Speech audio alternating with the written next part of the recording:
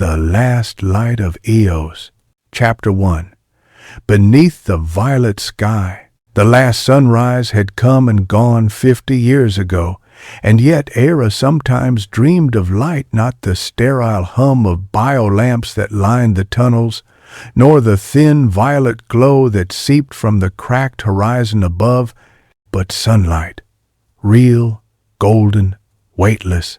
She would wake with her hand outstretched, reaching for something that no longer existed, fingers trembling in the darkness that had become the world's eternal morning. In the undercity of Kael 9, dawn was a myth, told by the old and mocked by the young. The air thrummed faintly with the pulse of machines buried in the walls, veins of metal keeping the last fragments of civilization alive. The tunnels were damp and whispering, lined with condensation that smelled faintly of rust and antiseptic. Eira walked alone through Corridor 12, her boots splashing through shallow puddles of recycled water.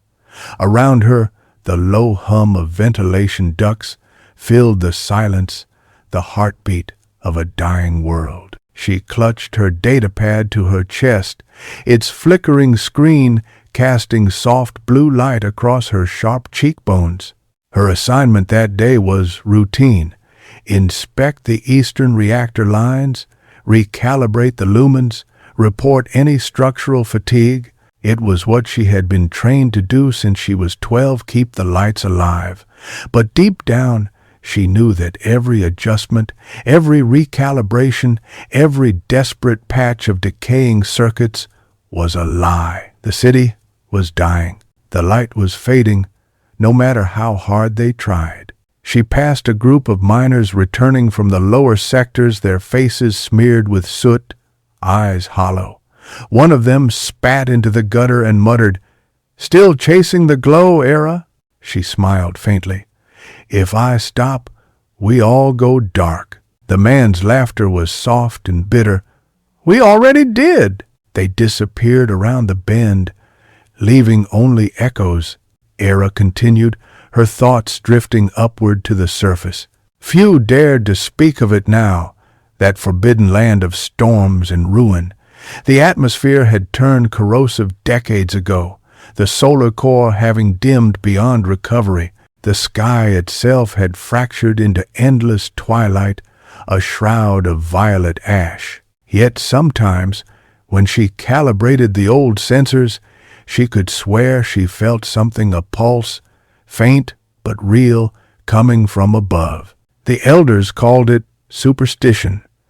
The scientists called it atmospheric interference. But Eira, she called it a whisper. At the reactor junction, she set down her tools and removed her gloves. The metal panel hissed as she opened it, revealing a web of wires and corroded conduits. The heat hit her face like breath. Beneath the flickering circuits lay the lumen core, the artificial heart of Kael 9, a relic built before her birth, before the end of the Sunday. She wiped the condensation from the glass casing, watching the core pulse weakly once every few seconds, like an exhausted heartbeat. "Come on," she murmured. "Stay with me." The machine did not answer. She adjusted the flux regulators, her hands moving with practiced precision. For a moment, the pulse brightened, a flare of golden white that made her blink. Her chest tightened. It looked so much like sunlight.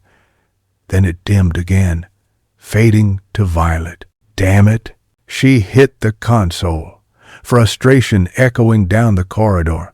The light flickered, then steadied, not bright, but stable enough. That was all she could do. System integrity, 61%. The console's voice droned. Projected decline, irreversible within 3 lunar cycles. 3 months. Eira closed her eyes. We're running out of time. The path back to her quarters led through the archives, a chamber she loved, even though it was useless to most. The holographic shelves were filled with fragments of the old world, recordings, literature, star maps, and data corrupted beyond repair. In the center of the room, a projection looped endlessly, a video of the surface before the collapse. She paused to watch it, as she always did. A woman's voice narrated softly, "Eos, the dawn star, the symbol of renewal, of humanity's promise to rise again." The image showed a sunrise cresting over a green ocean, rays scattering across white clouds. The colors hurt her eyes. She reached out to touch the image, her fingers dissolving through light. "Beautiful, isn't it?" The voice came from behind her, low, edged with something wild. Eira turned. A man leaned against the archway, half in shadow. He was tall, his hair dark and uneven, as if cut with a blade.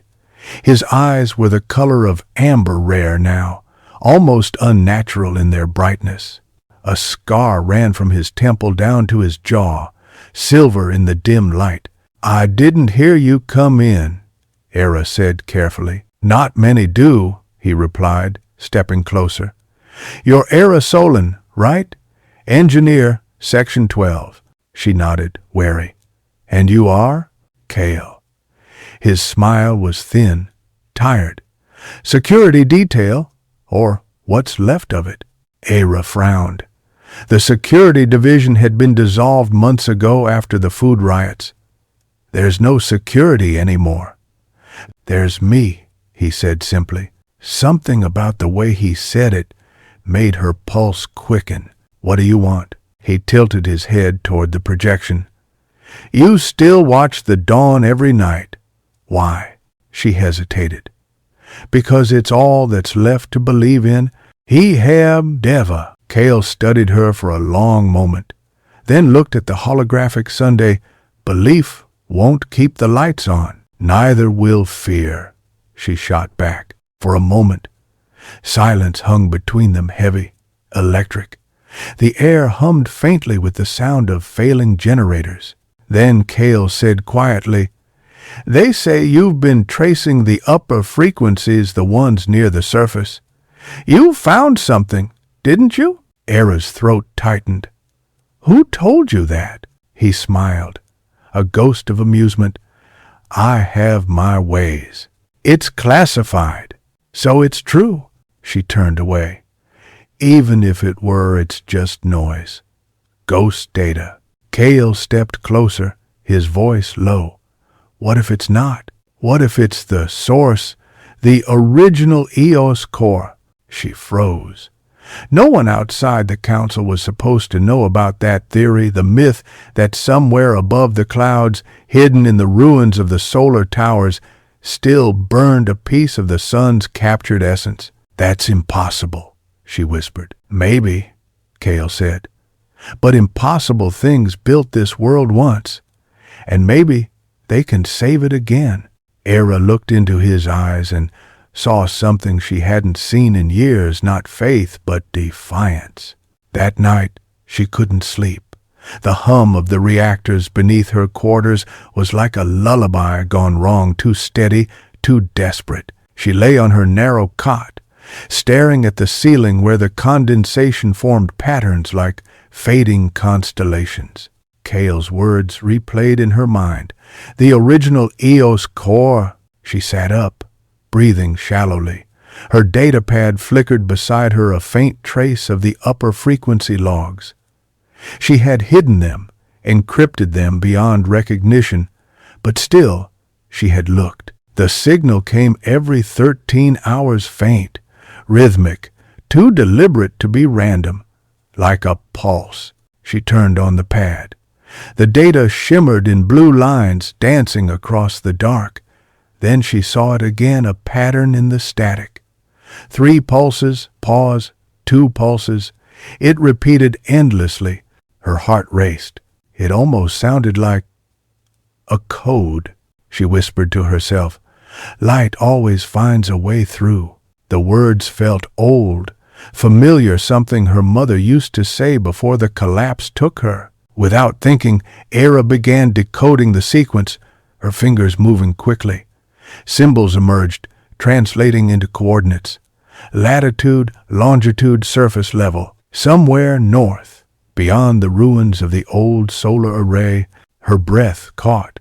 The signal wasn't just random interference. It was a beacon. 2 days later, Kael found her in the observation deck, standing before the cracked glass that separated the city from the surface. Beyond it stretched the violet horizon, endless and silent, ash swirling like snow. "You're leaving," he said. Eira didn't answer. She wore her field jacket, the one reserved for upper maintenance, patched, worn, with the symbol of the old solar division barely visible on the sleeve. Her datapad hung from her belt, the coordinates flashing faintly. "You can't survive up there alone," Kael continued. "I won't be alone." His jaw tightened. "You mean me?" She looked at him. "You offered once? I didn't think you'd say yes. I didn't think I'd have to." He chuckled softly, shaking his head. "You're insane." He just "Maybe," she said. "But if there's even a chance the light still exists, you'll chase it," he finished for her. Their eyes met, something unspoken passing between them, fragile and dangerous. Kael sighed, pulling a small metallic device from his jacket. "You'll need this. Surface respirator. The filters won't last long, but they'll buy us a few hours." Eira took it, fingers brushing his. "Thank you." "Don't thank me yet." He stepped closer, his expression unreadable. "If the council finds out we're going topside, they'll brand us deserters." "Then let them," she said quietly. "I'd rather die searching for the light than rot in the dark." "And friend," Kael's gaze softened, almost reluctantly, "you sound like someone who still believes in miracles." Eira looked out the cracked window. "No," she said, "just someone who remembers what they felt like." That night, as the artificial lumens dimmed for the rest cycle, 2 figures slipped through the maintenance sector and into the forgotten tunnels. The air grew colder, the walls narrower, until the hum of civilization faded behind them. Eira led the way, her torch cutting a thin path through the darkness. Kael followed in silence, his step steady, his presence solid and strange like gravity itself. After hours of descent, they reached the ancient elevator shaft, a relic from before the collapse. Its cables hung like dead vines, stretching upward into shadow. "This is it," Eira said. Kael looked up. "Still functional?" "Barely. But it'll take us close enough." They stepped into the cage. With a groan that sounded like pain, the lift began to rise, dust swirling around them like ghosts. As they ascended, the pressure changed, the air thinning, colder. For the first time, Eira smelled the surface, ozone, ash, and something electric, almost metallic. When the lift stopped, they stood before a sealed hatch. Kael forced it open with a hydraulic lever, and a blast of air rushed in, bitter, dry, alive. The world above greeted them in silence. They emerged into the ruins of what had once been a city, skeletal towers reaching toward a fractured sky, clouds swirling in violet and gray. The ground was covered in crystalline dust that shimmered faintly, as if reflecting light that no longer existed. Eira lifted her visor and stared. "It's beautiful." Kael looked around, scanning the horizon. "Beautiful can kill you," she smiled faintly. "So can living without it." He didn't answer. They began walking toward the northern ridge, where the coordinates pulsed softly on her datapad, a point of light against an endless void. Somewhere out there, buried beneath the ruins and the ash, the last heart of the sun might still be burning. And for the first time in her life, Eira felt something stir inside her, something small, fragile, and terrifyingly alive. Hope. Chapter 2. The Ash Horizon. The surface was not silent after all. It breathed, not like the lungs of a living thing, but in the deep, mechanical rhythm of wind dragging over metal bones. Towers leaned against one another like drunk ghosts, their steel frames groaning with each gust.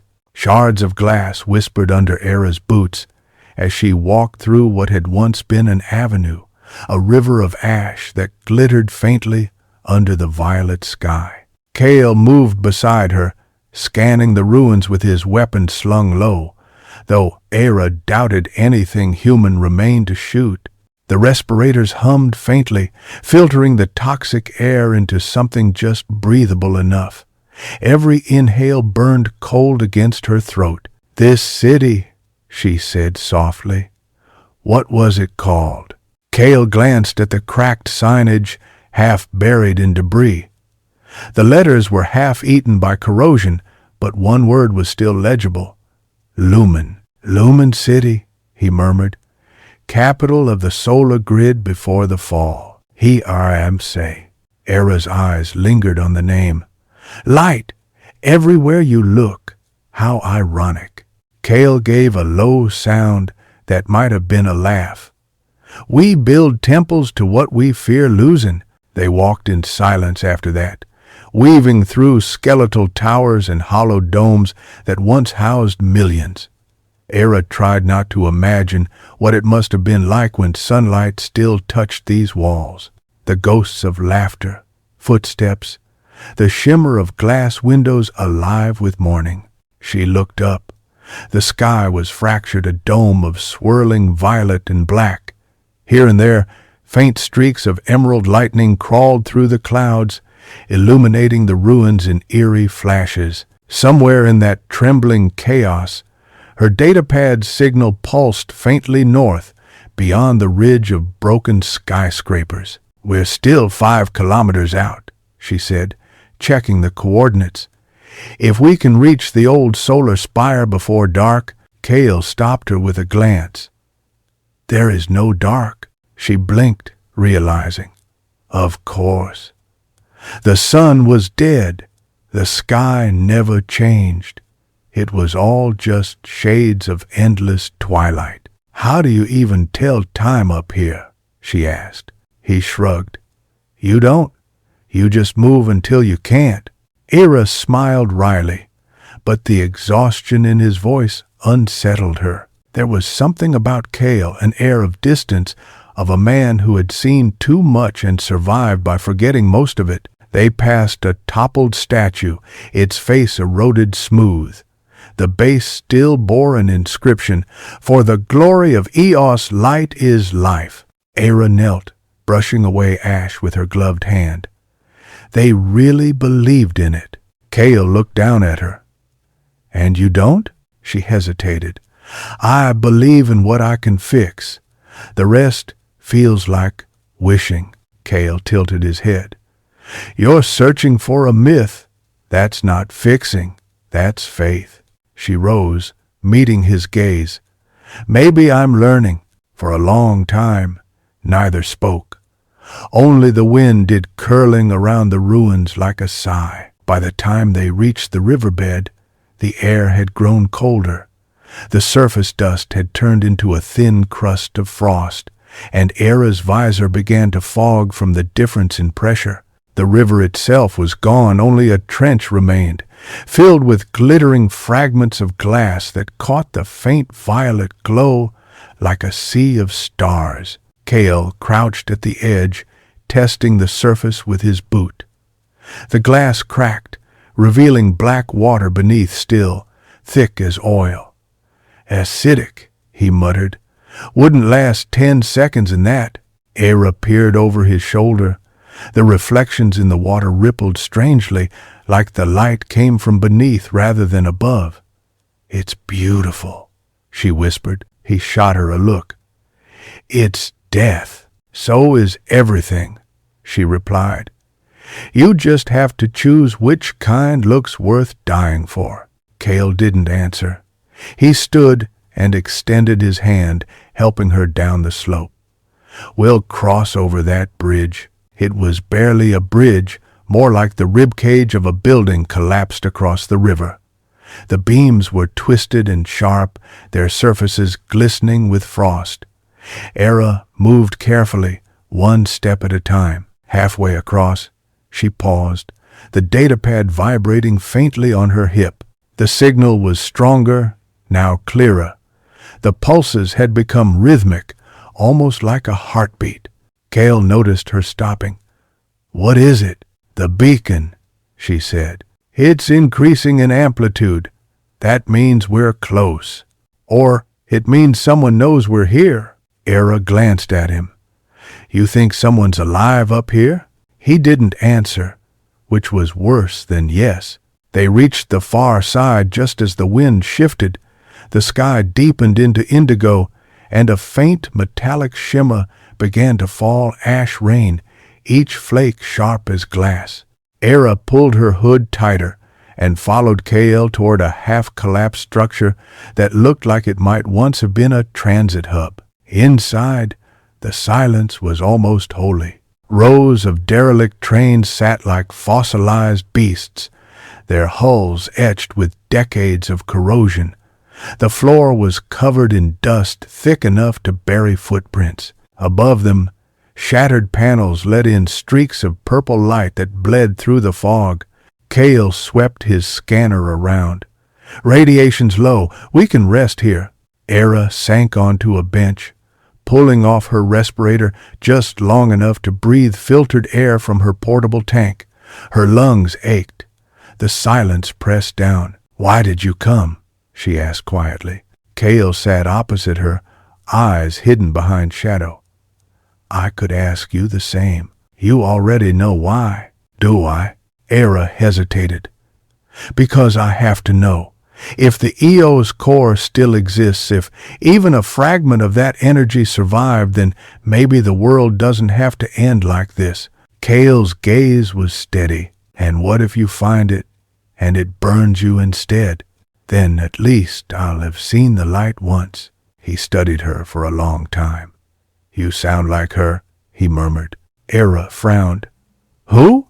He didn't answer immediately. His eyes had gone distant, unfocused. "Someone I used to know. A scientist. She worked on the solar grid project before the fall. She said almost the same thing, better to die in fire than fade in shadow." Eira's chest tightened. "What happened to her?" Kael's jaw clenched. "The same thing that happens to everyone who gets too close to the truth."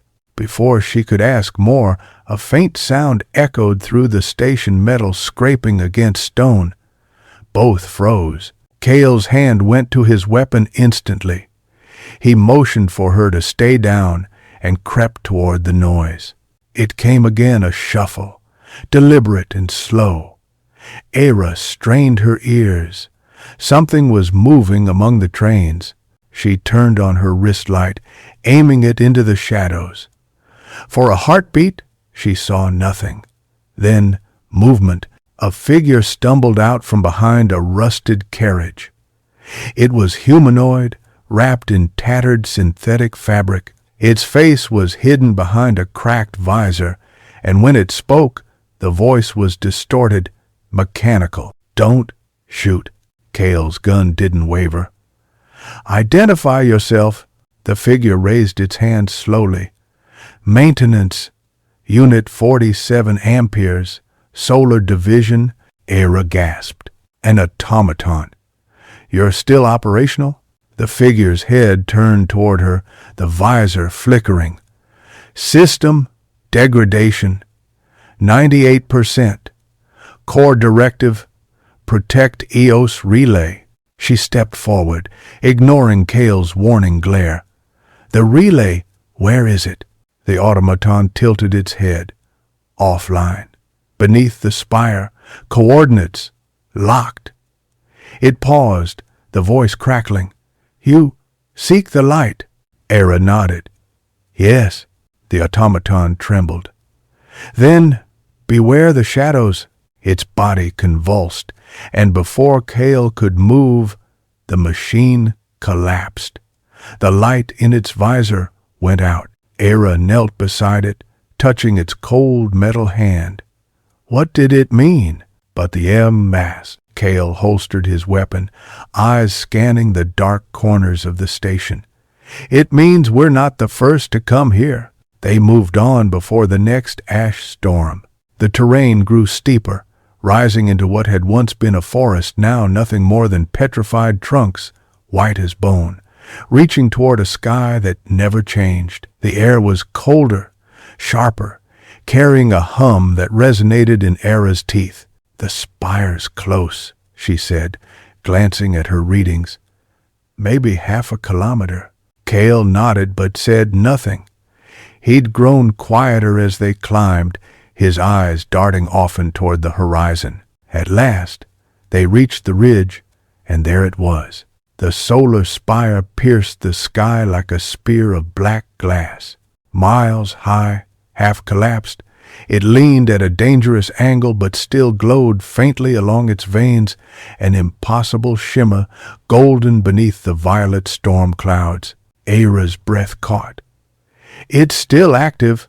Kael stared at it, his expression unreadable. "After all these years, it shouldn't be possible. The reactors would have decayed centuries ago. Then maybe something, or someone, is keeping it alive?" She looked at him sharply. "You think?" "Let's find out," he said, already moving. They descended the slope cautiously. The ground trembled beneath them as if the earth itself were dreaming. Closer to the spire, the air buzzed with static, and every step felt charged, humming with unseen energy. When they reached the base, they found a massive breach where the outer wall had collapsed. The interior glowed faintly, like the inside of a dying star. Eira stared into the light. It wasn't mechanical, it pulsed like something organic. Kael touched her shoulder. "You feel that?" She nodded, heart pounding. "It's responding." "To what?" "Us." She stepped inside. The moment she crossed the threshold, the data pad on her belt went wild, lights flaring, readings spiking beyond comprehension. The air shimmered, voices whispered faintly through the static, fragmented but unmistakable human tones layered with distortion. "Eira." She froze. The voice had said her name. Kael grabbed her arm. "What is that?" I don't know." The light flared again, brighter this time, spilling down the corridor in waves. Symbols appeared on the walls, ancient solar division glyphs, rearranging themselves as if alive. "Welcome, Eira Solon," said a voice from nowhere and everywhere at once. It was neither human nor machine, but something in between, an echo of both. Eira's blood ran cold. "How do you know my name?"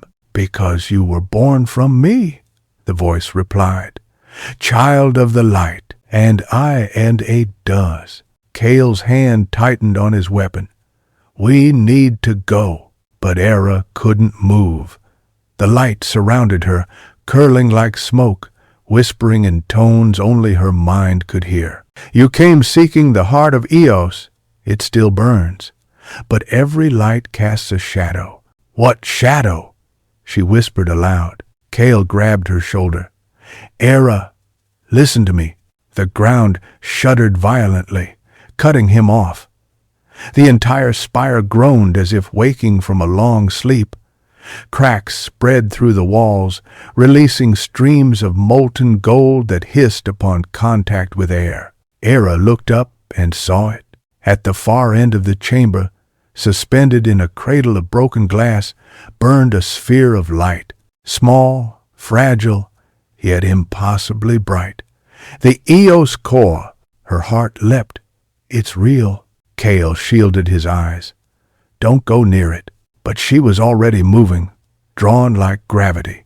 The closer she got, the warmer the air became, not just heat, but life itself, pulsing against her skin. She reached out a trembling hand. The light flickered, and then something inside it moved, a shape. a silhouette. Human. Eira froze, her breath catching in her throat. Kael shouted her name, but his voice was drowned by the rising hum that filled the spire, a sound like the sun breathing after centuries of silence. And as the light flared to a blinding crescendo, Eira realized the truth too late.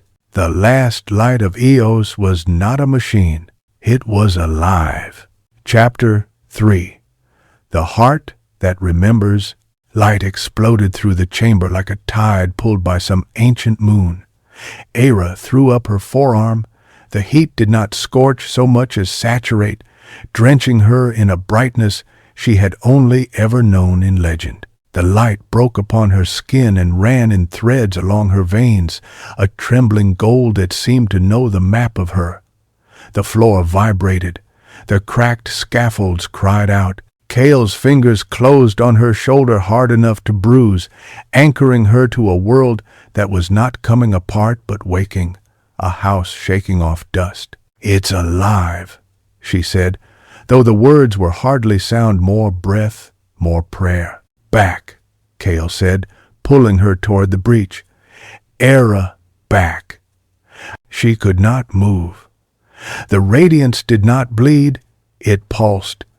And the pulse was a cadence she'd come to know in dreams, a 3-beat pause, 2-beat call, a heartbeat that had threaded itself into maps and coordinates and the spaces between them. The sphere at the chamber's heart shivered. Within it, an outline clarified, the way a face forms on the far side of fog. A hand, fingers barely curled, floating in a slow arc as if sleeping. The voice reached her then, in the place that the human ear was not built to hear, the skull's basin, the chest's cathedral. "Welcome, Eira Solan." Her own name, her mother's last bequest to her, arrived like warmth after long cold. "How do you—" she began. "Because I made you." The reply was not spoken but remembered. It was something inside her recalling itself. Kael stepped between Eira and the cradle of light, a black outline against the gold. "Identify," he barked to the presence, an old reflex returning to a man the world would have called obsolete. "State designation." The light paused, as if surprised by the shape of a command. When it spoke again, the voice had altered, sifted through a memory of official registers. "Eos Relay Nexus. Sub-designation, conduit." The timbre softened. "Name, Lyra Solan." Eira's lungs forgot their work. Air deserted her. The sphere swam. She leaned forward before her body understood it planned to move. "Lyra," she said, and the syllables were a bridge. "Mother." Everything inside the chamber changed. The radiance dimmed, not as a lamp fails, but like a voice lowering itself out of tenderness. The silhouette sharpened into a woman suspended in the core's lattice, hair that boiled around her like a halo of liquid glass, a mouth that might have been smiling if the lines of the face had not been held in an arrested astonishment, eyes closed as if absorbed in a light deeper than seeing. Kael swore under his breath. The oath held no blasphemy because there was nothing left to blaspheme. He had gone still in the way of a man who recognizes a ghost not by its face, but by the shape his heart makes knowing it. The words he'd spoken to Eira in the transit hub, "You sound like her," leapt the distance and landed here. He took a step closer and then another, and the light did not burn him. "Dr. Lyra," he said, dropping the title from somewhere old inside him, somewhere that smelled of machine oil and early morning coffee. "You can hear us." The woman's eyes remained closed. The voice answered, "Kael Aegis, not a guess, an address." His name fell into the room like a key into a lock. The radiance gathered, braided, drew itself inward into a thin filament that touched gently the inside of Eira's wrist. She felt the world tilt, not away but toward. A closeness like a heartbeat felt through a door. It wasn't pressure so much as a tone, A note struck in the dark that you recognize as your own. Eira. The syllables were a hand upon her hair. You came across the ash. You followed the pulse. Because you called me, Eira said, and the child in her surfaced, small and fierce. Because the city's dying. Because I think you knew I would. Anah. The light trembled. Grief made visible. I knew what was required, not who would bear it. I hoped. Hope is a word with wire inside. Tell me how you're here, Eira whispered. Tell me what you are, what the world is reduced to when it refuses to die, the voice said, almost laughing, almost breaking. The gold thinned, threading itself through the chamber's ribs. Listen. The floor fell away without moving. Eira's knees were still under her. Kael's hand was still a weight through her jacket. And yet she was elsewhere. A place not behind her eyes, but at the bottom of her throat, where the human is a chord and can be struck. She was standing at the edge of an ocean that had color, not violet, but blue that seemed to contain all of the sky it mirrored. Dawn was a rumor in the east, a pale mind waking. This was not memory like a film. It was memory like taste, like the way you do not need to see salt to know it. Lyra stood beside her in a lab coat, wind flattening it against her legs. Her face was younger, and the light on it was made not by machines, but by the old Sunday. The grid is not enough, she said to no one and everyone. We anchor the light and it breaks the anchors because it was not meant to be held, so we will not hold. We will teach it to live with us. Hold not any. Eira saw days stitched in a single breath, rooms full of chalked equations, someone laughing over a plate of sliced oranges, a boy with amber eyes standing in a corridor he was not supposed to be in, watching the scientists the way a stray dog watches a cook, hopeful, hungry, unwilling to leave. She saw the council chambers, an old man's fearful shoulders under a cloak that belonged to a world of speeches and parades. She saw Lyra's hands moving over a cradle made not of metal but of rules, harmonics, songs. We called it the conduit program, Lyra said, walking through her own past. Not a generator, a joining. Light needs a heart. It flares and it remembers. The remembering binds it where a wall would shatter it. We did not ask the sun to be obedient. We asked it to love. Eira looked at her, at the profile she knew from a shard of glass kept in a drawer, and from the mirror when she tilted her face and saw a resemblance that was less appearance than posture. You chose yourself. There was no one else, Lyra said, and then smiled, forestalling Eira's protest. There were others I would have begged to take my place. But the grid needed a signature the light would know. It knew mine. Her hand warm touched Eira's cheek. I thought I was giving you a world. I did not know the world would break like a dish on the floor, and I would be the only piece glowing in the dark. The ocean bled into the spire, and the spire bled into rooms Eira had never seen.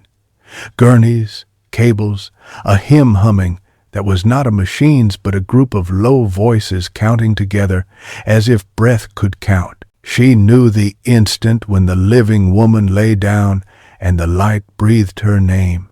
She knew because she felt the grave sweetness, the terror braided with joy, as if falling through a sky that had agreed to catch you. She knew the moment Lyra's eyes closed, not in sleep but in consent.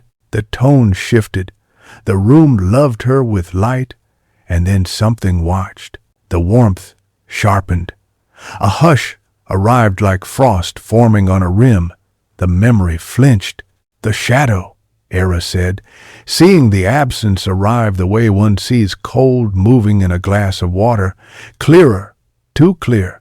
It was not a shape, not yet. It was preference. Lyra's head turned toward the corner, in which the world hid its bugs.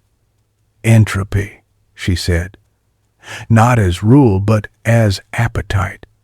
It found us, and it learned. Suns are food, but so are memories of suns. Eira stood again in the chamber, sweat slick on her lip despite the chill. Kael's eyes were on her, not afraid exactly, but tuned to her like a tuning fork to its note. If she had spoken his name, she suspected he would have come whether he wanted to or not. The null, Kael said, the old word from the old security briefings cracking like a seed. Photovores. Lyra's voice touched both of them. Names on nets. They let you hold fish long enough to eat, but the sea doesn't care what you call it. The shadow eats the difference between light and not light. It prefers song, because song makes it hungry. The automatons warned us, Eira said, remembering Unit 47 Amperes' last flicker. They failed to hold the relay. They failed to love it, Lyra replied, and the sentence sounded less like theology than geometry. A conduit is relational. The grid is a conversation kept alive by reply. I can answer only so long. The lattice grows thin. The pulse I sent you is not only a beacon, it is a plea. Kael glanced at the breach where ash drifted like glass pollen. What do you need? Two things that were always one, Lyra said, and Eira felt her mother's smile like a secret pressed into her palm. A heart to carry and a blade to guard. A conduit and a warden. The core must be seeded where it can grow, a chamber in Calum 9, built when the world still thought of the future as something that would occur. But the seed cannot travel alone. Seeding requires presence, and presence requires defense. Her gaze, though her eyes had never opened, fell on Kael. Something like recognition warmed the air. You were built to stand where others fall. Kael's laugh had no mirth but did have music. I was built to follow orders. And you did, Lyra said, even when the orders were wrong. That is why you are a blade that knows it can cut itself. Such blades are safest to hold. Eira looked at him. Amber eyes scar like a line drawn by a hand that hesitated at the end. There was a story in him he had told her only in fragments. A scientist who had said it was better to die in fire than fade. A past that had not been laid to rest but boxed and labeled and stacked on a high shelf. The room of him was full of shut doors. What happens to you if I take the seed? She asked Lyra, and the question bled like skin scraped on stone. The light did not flinch from the wound. I will reduce. A mother is a house that becomes smaller so a child can grow. I will not be gone, but I will be elsewhere, a pattern, a warmth, a whisper. If you do not take the seed, I will become a legend, and legends do not light rooms. She could feel Kael's gaze on her profile, weight and weather both. She did not turn lest something inside her misread his concern as instruction and panic like an animal. Then we take it, she said, and her voice contained an older woman standing behind her, speaking through. There is danger. The radiance dwindled into a thread again. It traced the seam of Eira's palm, lifted her hand, and laid it over her sternum. The seed requires a living host to survive transport. The host must be in affinity with the lattice. The lattice recognizes its own. The cold lay down in Eira's chest like a stranger deciding, this is my bed now. She did not remove her hand. It will be me. Kael took a step before he knew he had. No, she did not look at him. If she had looked, she would have seen the lines the last years had cut into his mouth soften, and it would have made her softer than she could afford. There is no one else, she said, and hated the sentence for how much of her mother it contained. "I can't carry it," he said, and his voice found an old corridor in the spire and rang in it. "I was engineered for it, for exposure, for brunt," Lyra said, answering without pity or scorn. "You were made to take the blow that would kill a man. But this is not a blow. This is an intimacy. You cannot be the house, because you were shaped to be its wall." He swallowed. The word intimacy did something to him that pain had not. If she carries it, she burns. She glows, Lyra corrected gently, and she hurts. There are ways to hold pain that make it into light. There are ways to hold light that make it into pain. This will be both.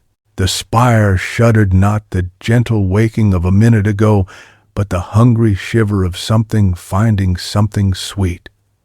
The hair on Eira's arms rose as if touched by breath. "The shadow knows," Kael said, pivoting toward the breach.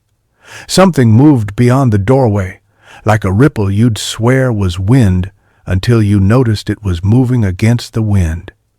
"It's here. Too soon," Lyra murmured, a scientist annoyed at a variable that refuses to wait for conclusion. "Eira, kneel." Her knees touched metal. The floor was cold, and then it was warm, and then it was neither, because it belonged to the sensation of the seed, a smallness inside the big being gathered, concentrated, made transport. The light braided itself into a filament as fine as breath and as insistent. The thread lifted and wrote itself into her skin between ribs, a line drawing that glowed for one breath and then vanished, leaving behind a new note in the chord her body made. Eira gasped like a swimmer breaking the surface after too long. Heat rolled through her. It was not fever. It was a language that had found a mouth. Kael had his weapon in his hand, without remembering the second between deciding and doing. Shapes were forming at the edge of the breach, the way mold does when the dish is left too long warm. Not animals, not men, not anything that had ever had a mother. The light in the chamber pulled toward them, and where it pulled, their edges sharpened, teeth invisible, until the brightness caught them and made them knives. "No," he said, and the old training slid into his bones. "Don't shoot the body.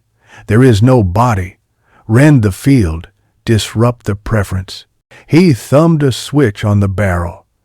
The gun became a tuning fork. The first volley rang the chamber like a bell. They recoiled, the knot shapes bending away from the sound, not because it pained them, but because it misfed them.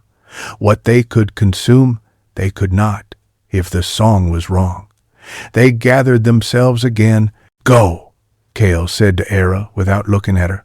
"North rubble chute. There's a maintenance shaft halfway up." "I don't leave you," Eira said. And she had never heard herself use the word you as if it were an address to a specific human and not a category. The seed thrummed within her like a second pulse out of rhythm but learning. Lyra's voice took on the crispness of a leader in a disaster drill.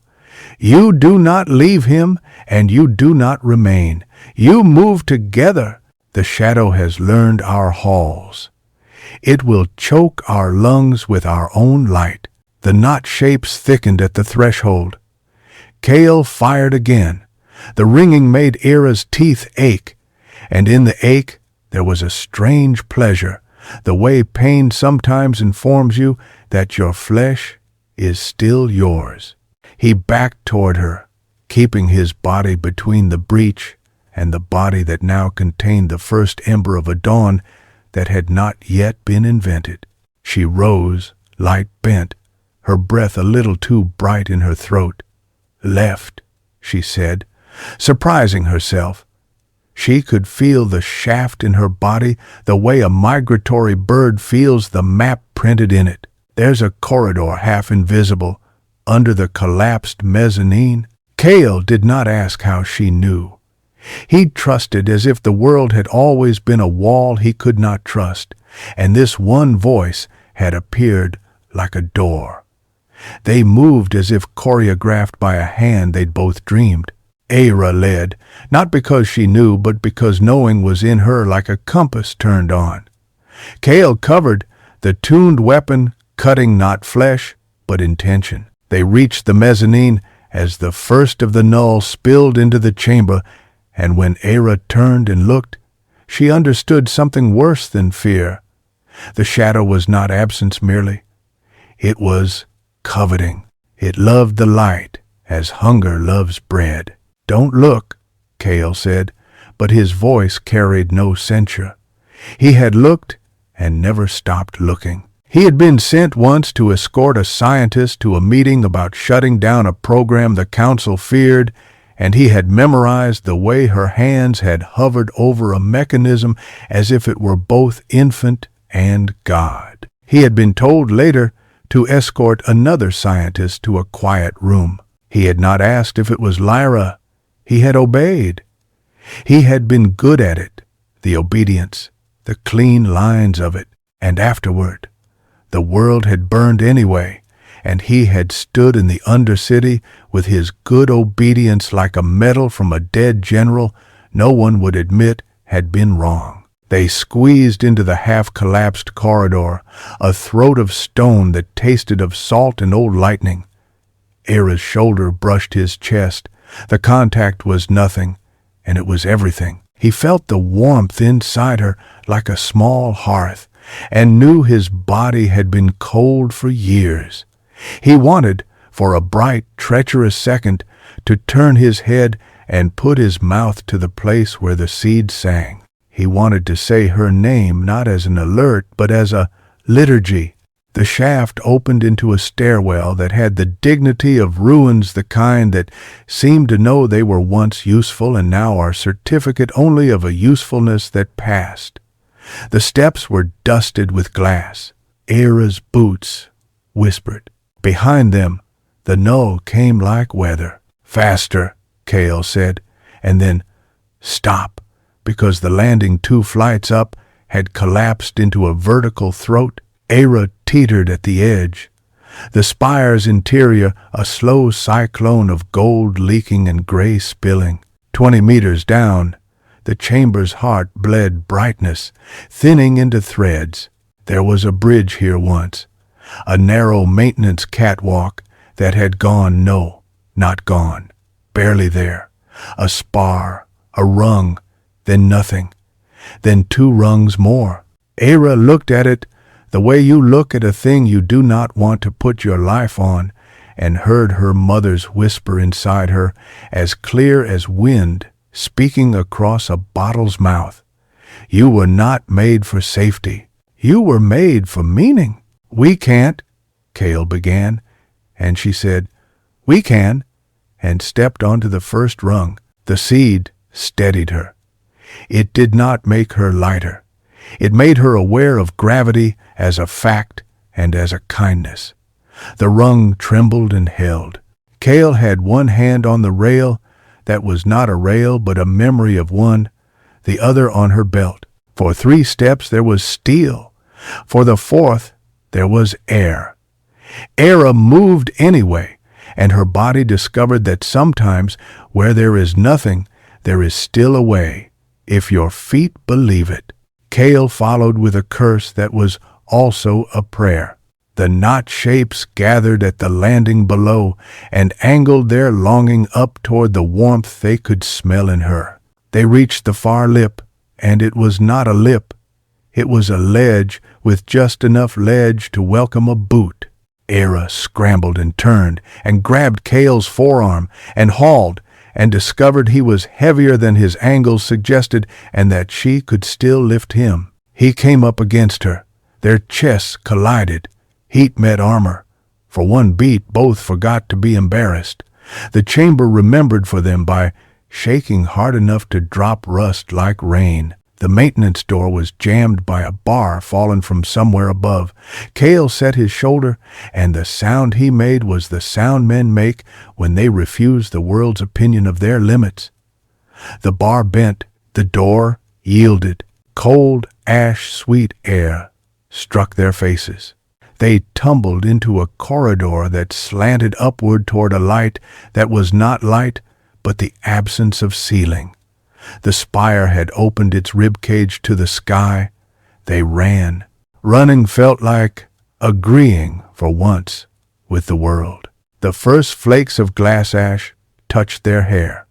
The violet sky leaned down to look at them. At the threshold where spire became rubble and rubble became the wide mouth of the ruined city, Eira stopped and turned back. Lyra's radiance filled the corridor with the kind of warmth that stays behind after a person leaves a room. There was no body to embrace. There never had been, not since the day the grid had taken her and made her its heart.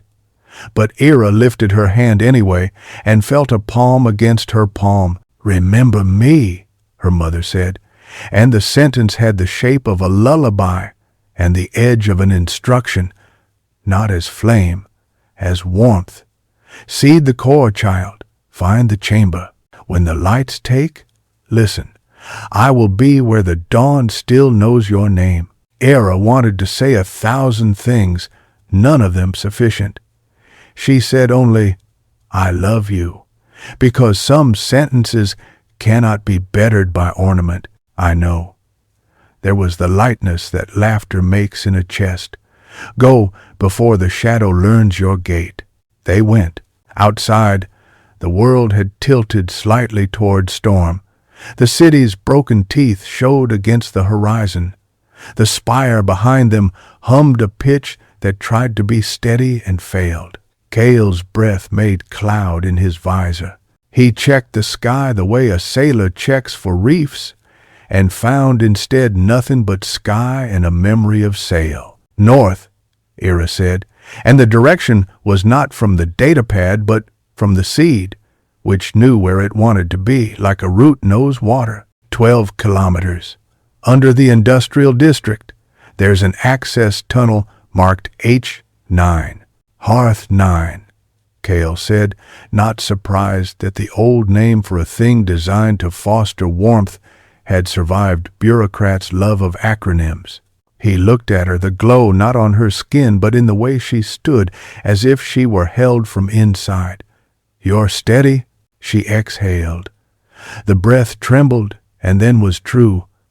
"I'm steady," he nodded.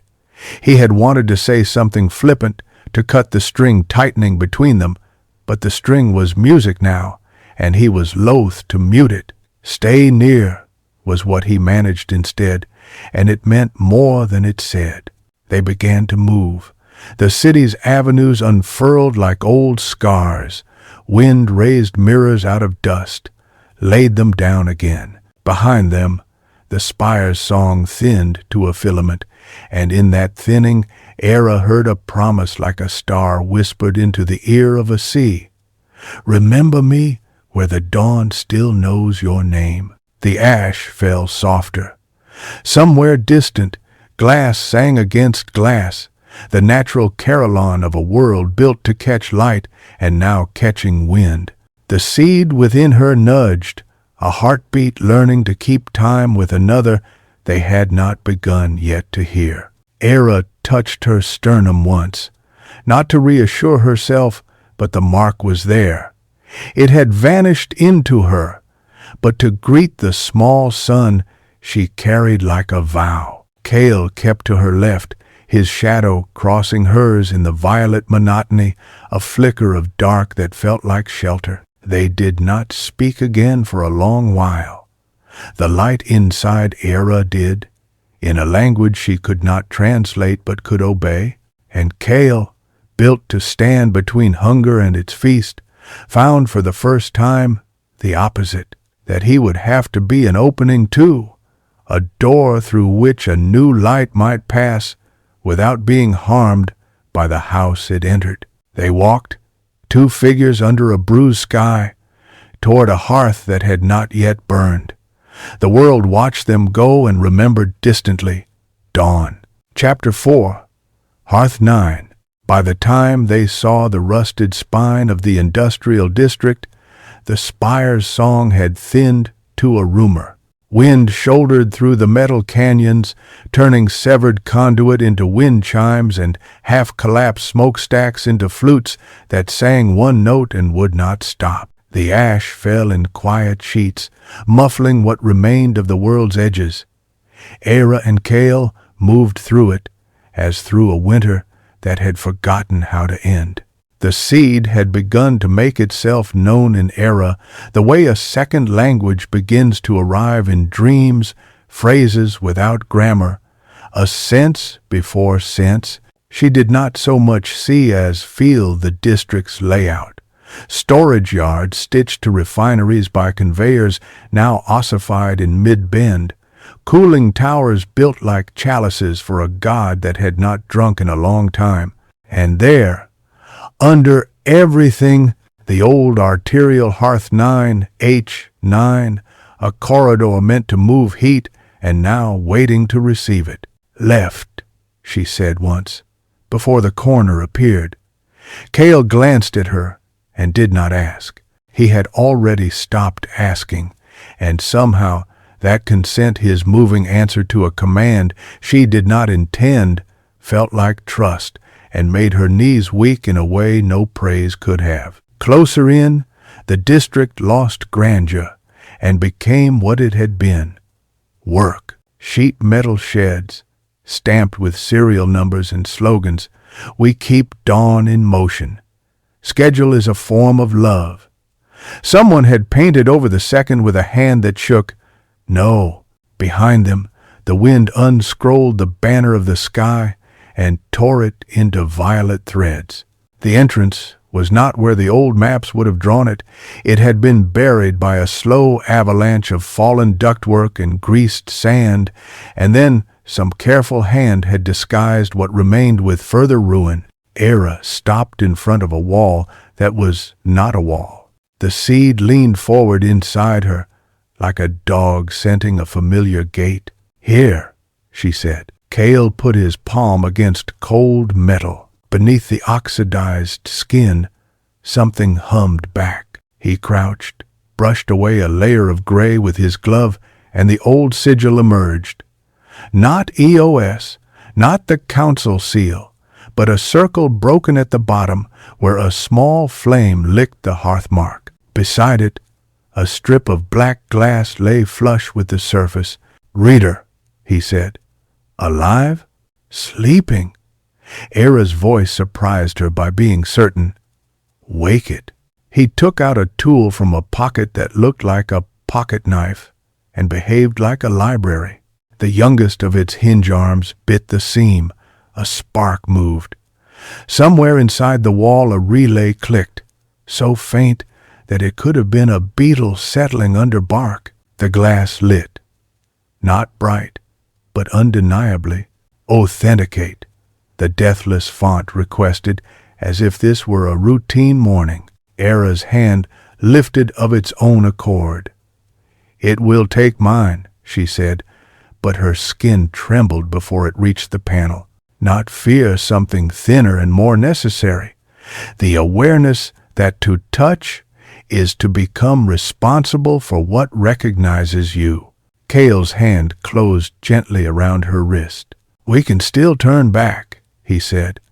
And the sentence was so obviously untrue. Where would they go? And what would become of the ember she carried that she understood it as something else? The offering of a different kind of touch.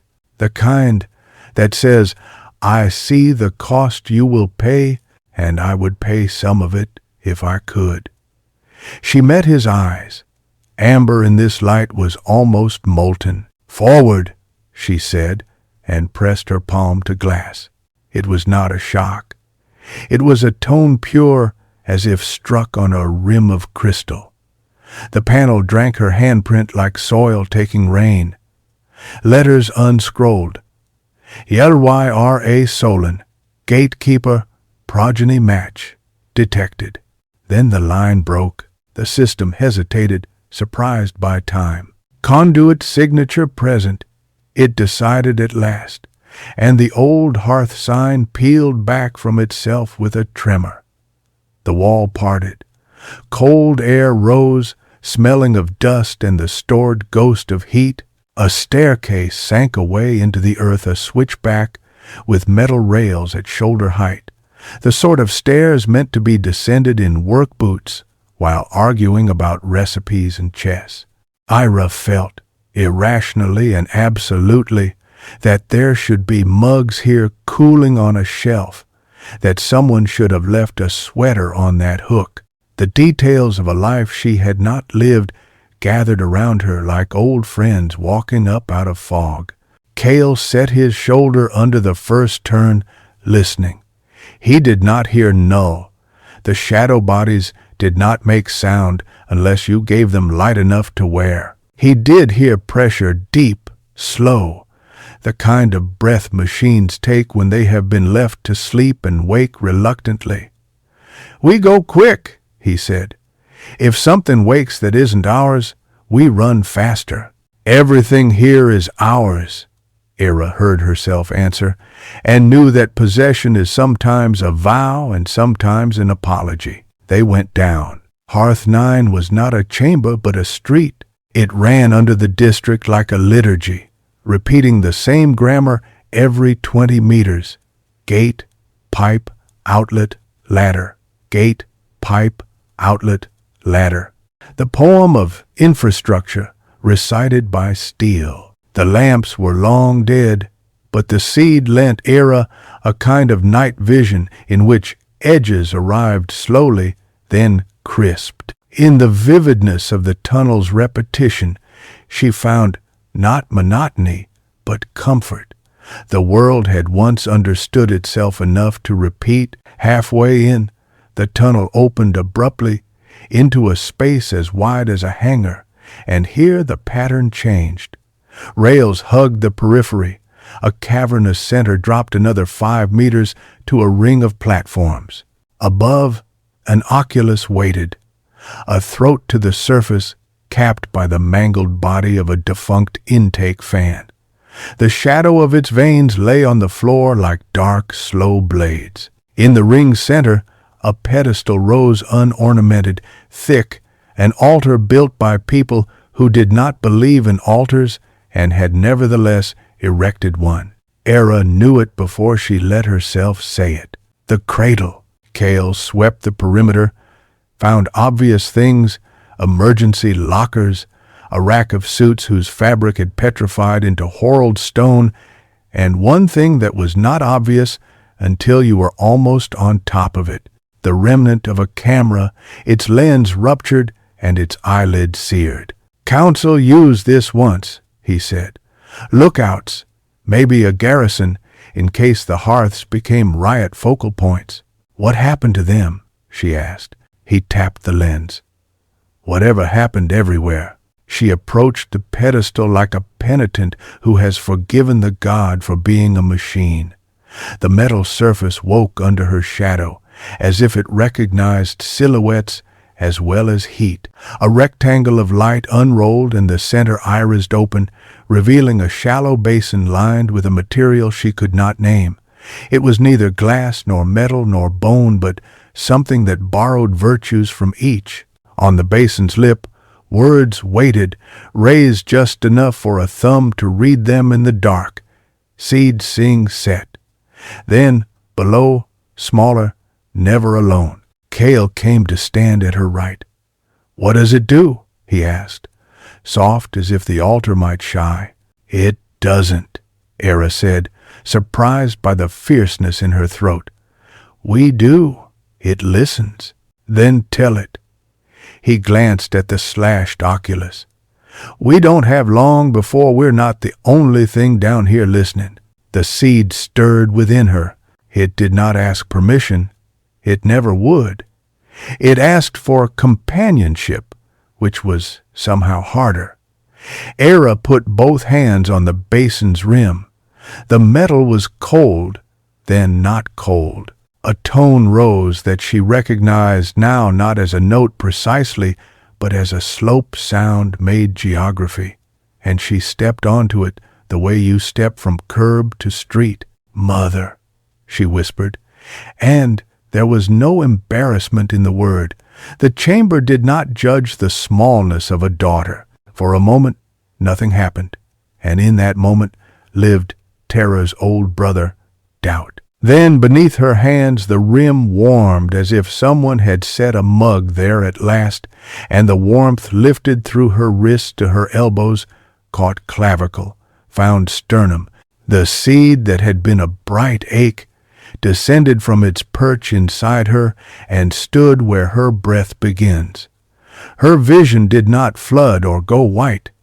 It deepened, as if depth itself were light. "Sing," the basin told her.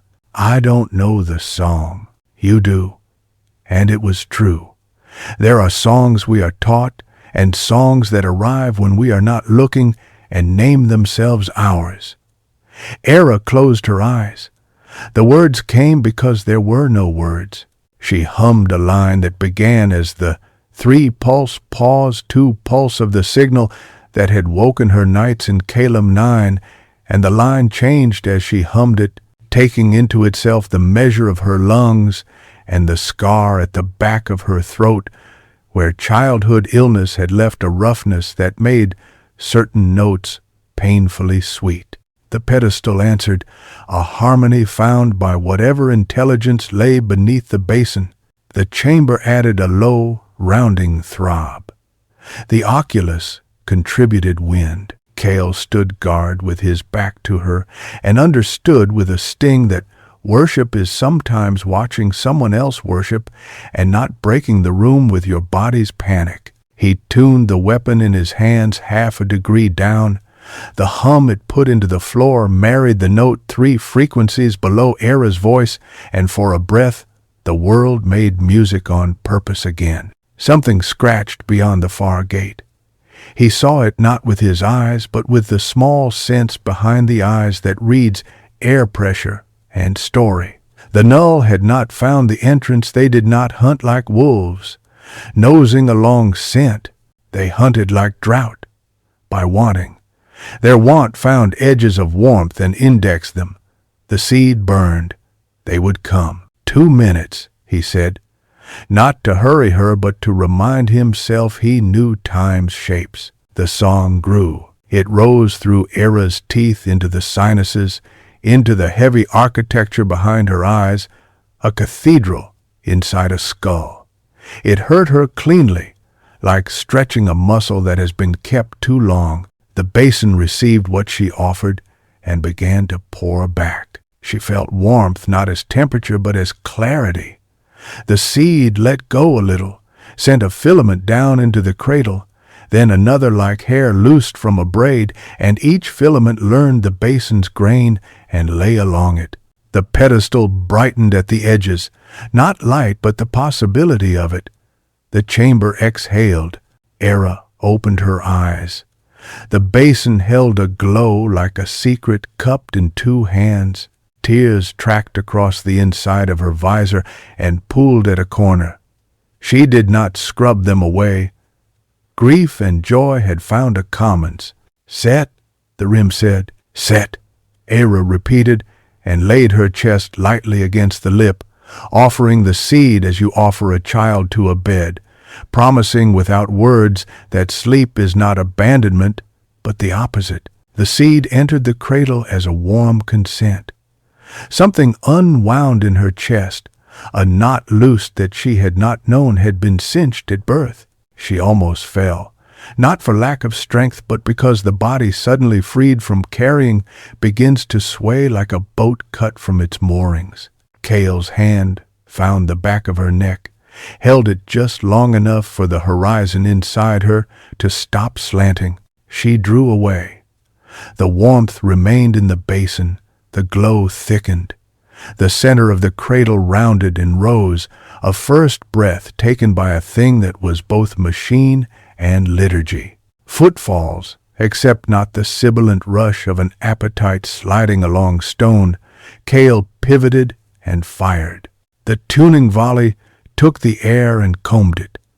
The first of the null folded like paper in a suddenly contrary wind and smeared itself along the edge of the gate.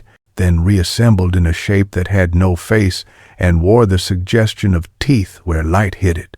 Eira stepped back from the pedestal. She was lighter, and she was grief.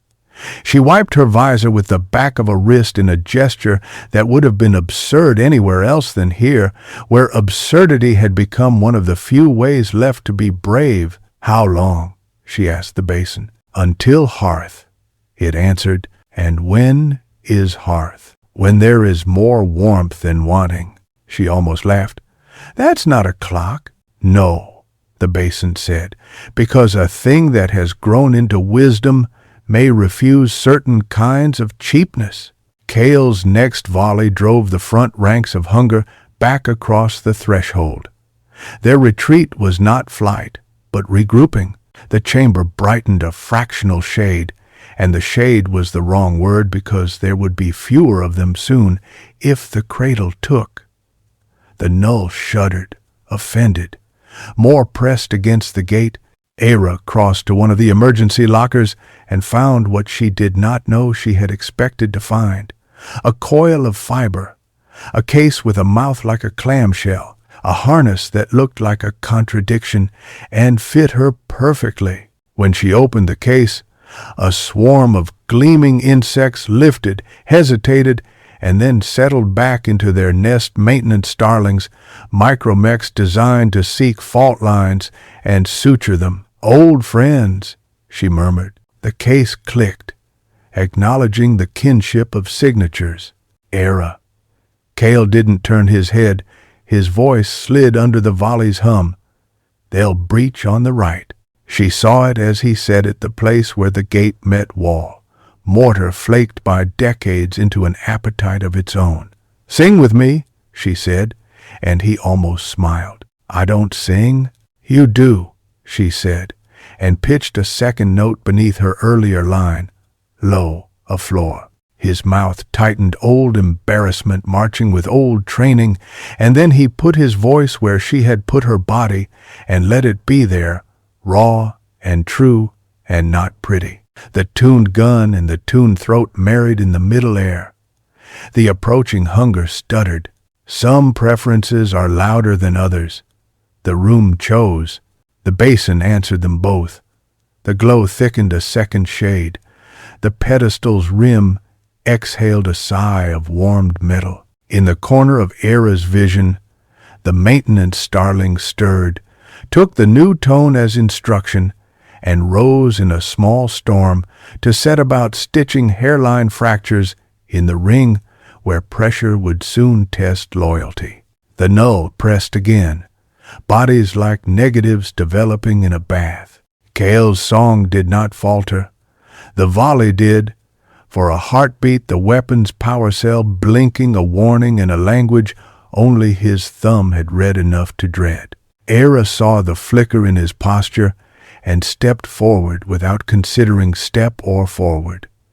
She took his left hand and laid it on the basin's rim. He jerked as if she had placed him on a stove. "Eira, it will not burn you." Her palm covered his knuckles. Beneath their hands, the rim held them the way a hearth holds hands on a cold morning. The basin recognized his signature differently than it had recognized hers.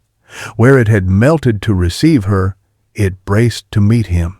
The glow spiked and narrowed, a beam that lanced across the hanger to the threshold, not straight but braided, light wound with tone. The first rank of null unmade like frost when the sun finds it. Kael swore softly, a reverence that had not learned its psalms yet. "What did I?" "Warden," she said, as if simply naming a thing delivered it to itself. "You are the blade that guards the house." The hunger came again and again.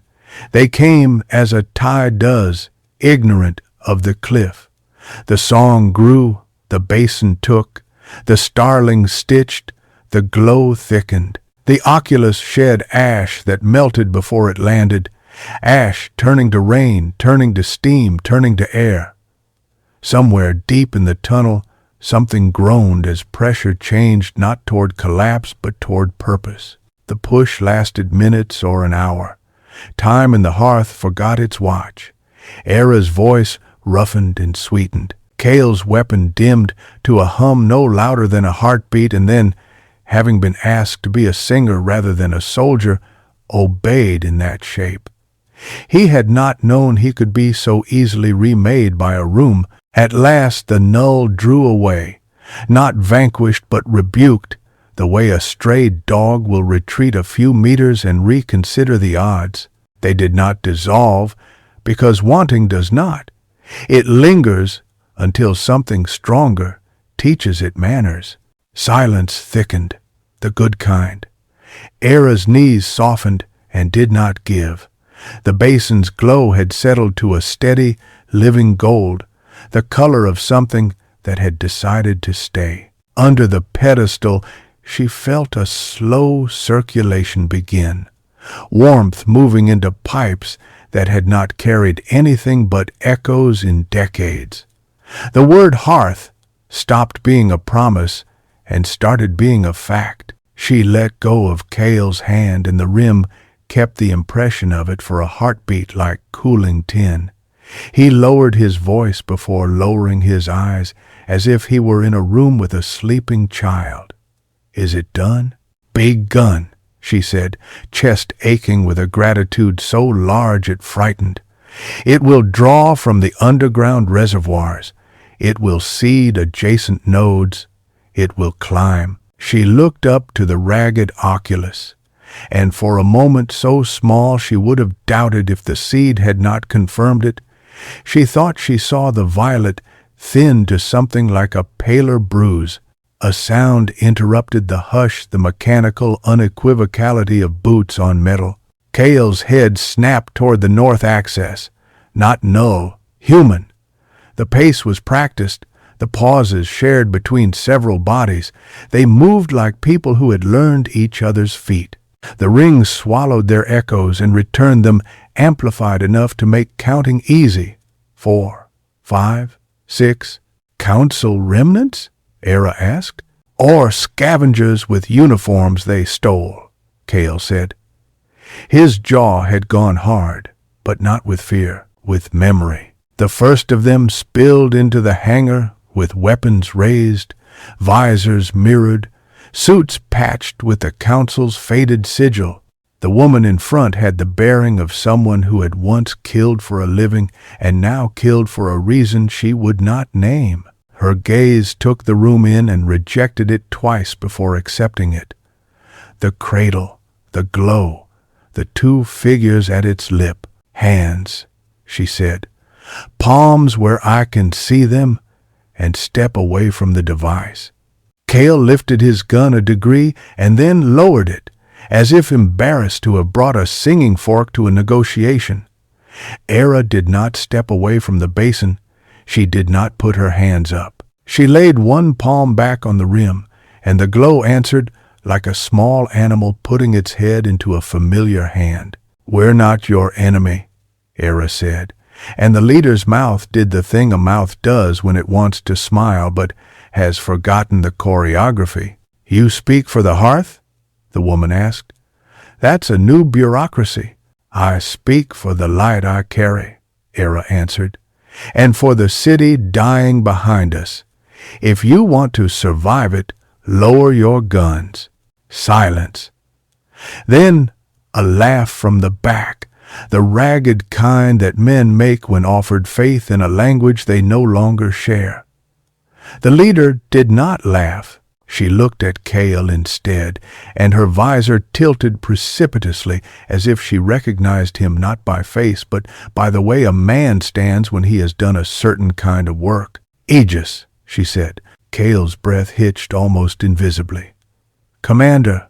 "Not anymore." The visor retracted. Her face was older than Kael's memory of it and younger than the world deserved.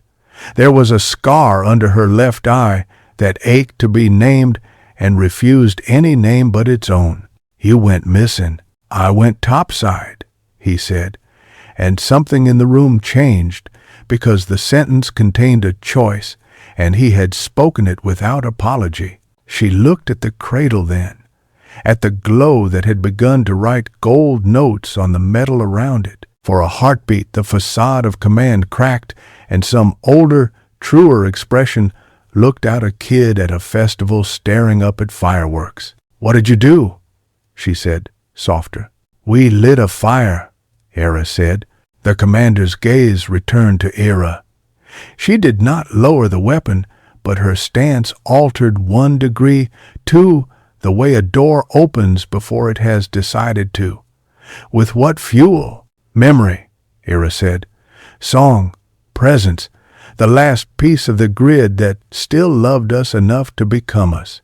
"Dr. Solan's project," the commander whispered to herself, as if reading a long sealed file. Her eyes flicked to Kael and back. "What's your intention?" Eira laughed one sound, surprised. "Intention? To build a dawn that doesn't have to ask permission, to feed this hearth until it births another, to move the light through the tunnels into the city until all the rooms remember warmth." "And the null?"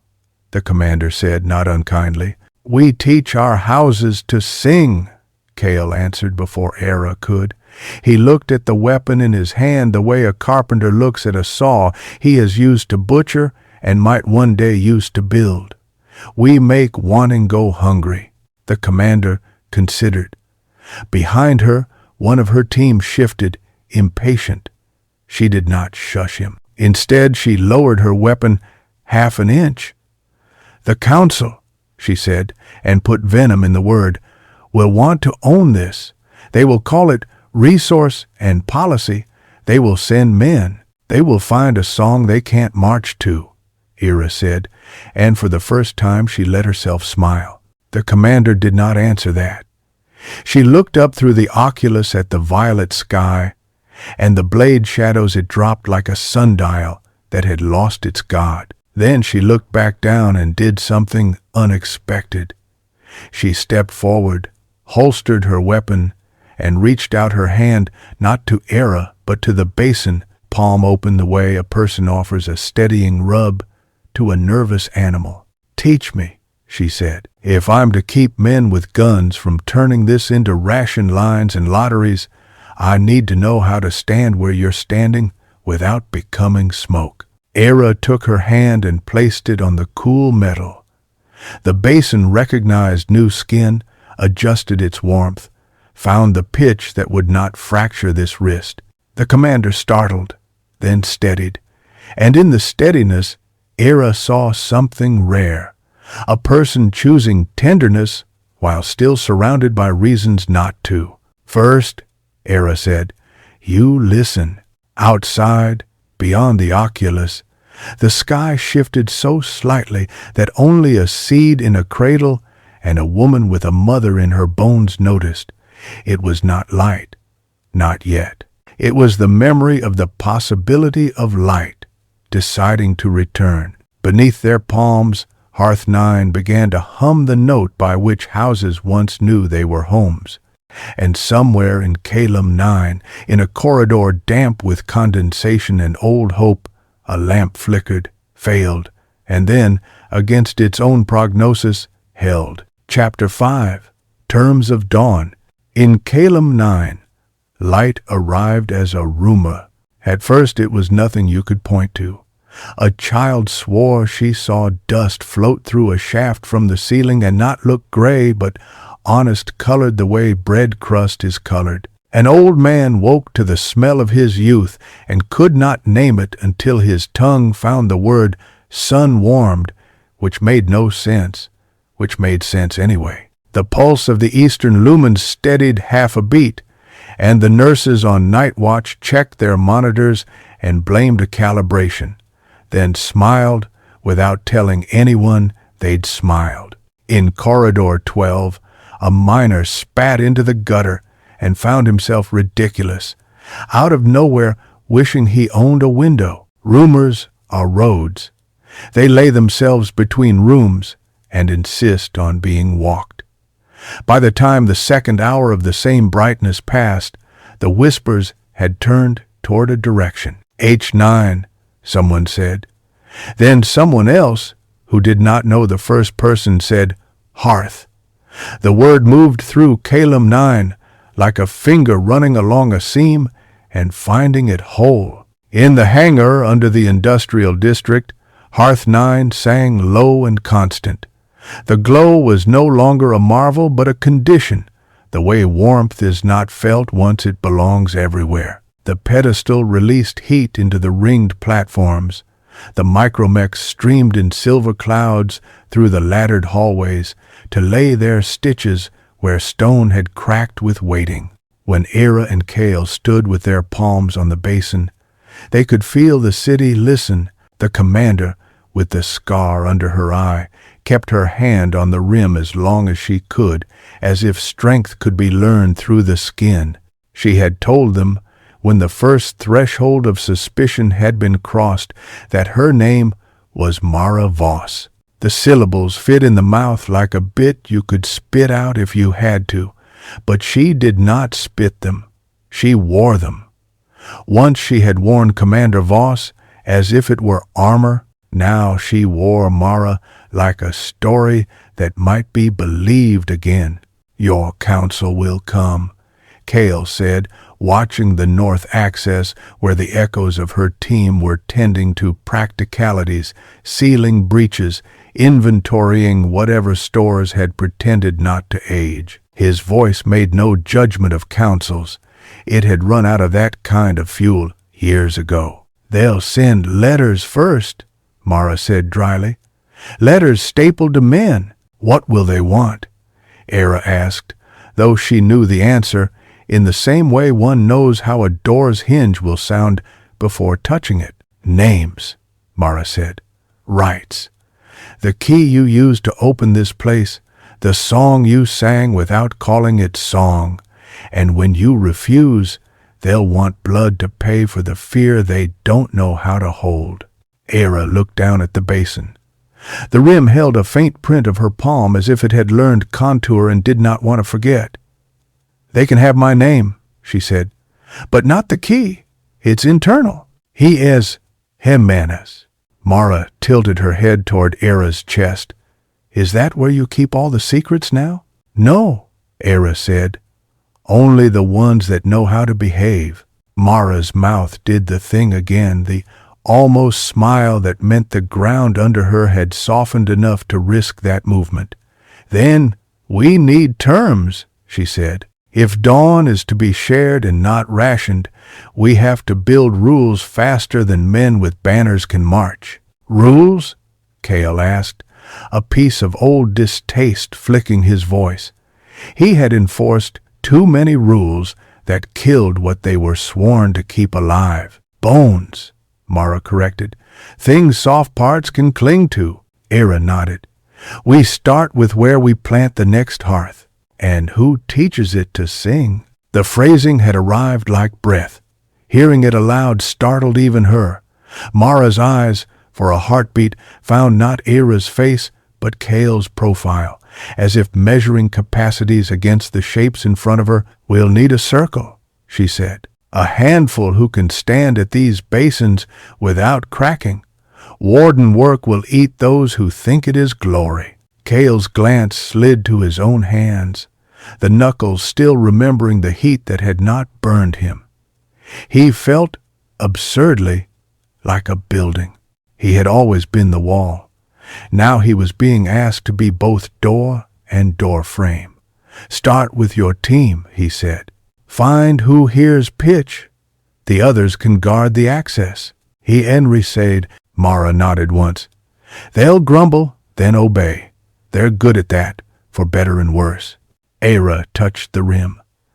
"There is another," she said, though Lyra had not spoken since the seed had set.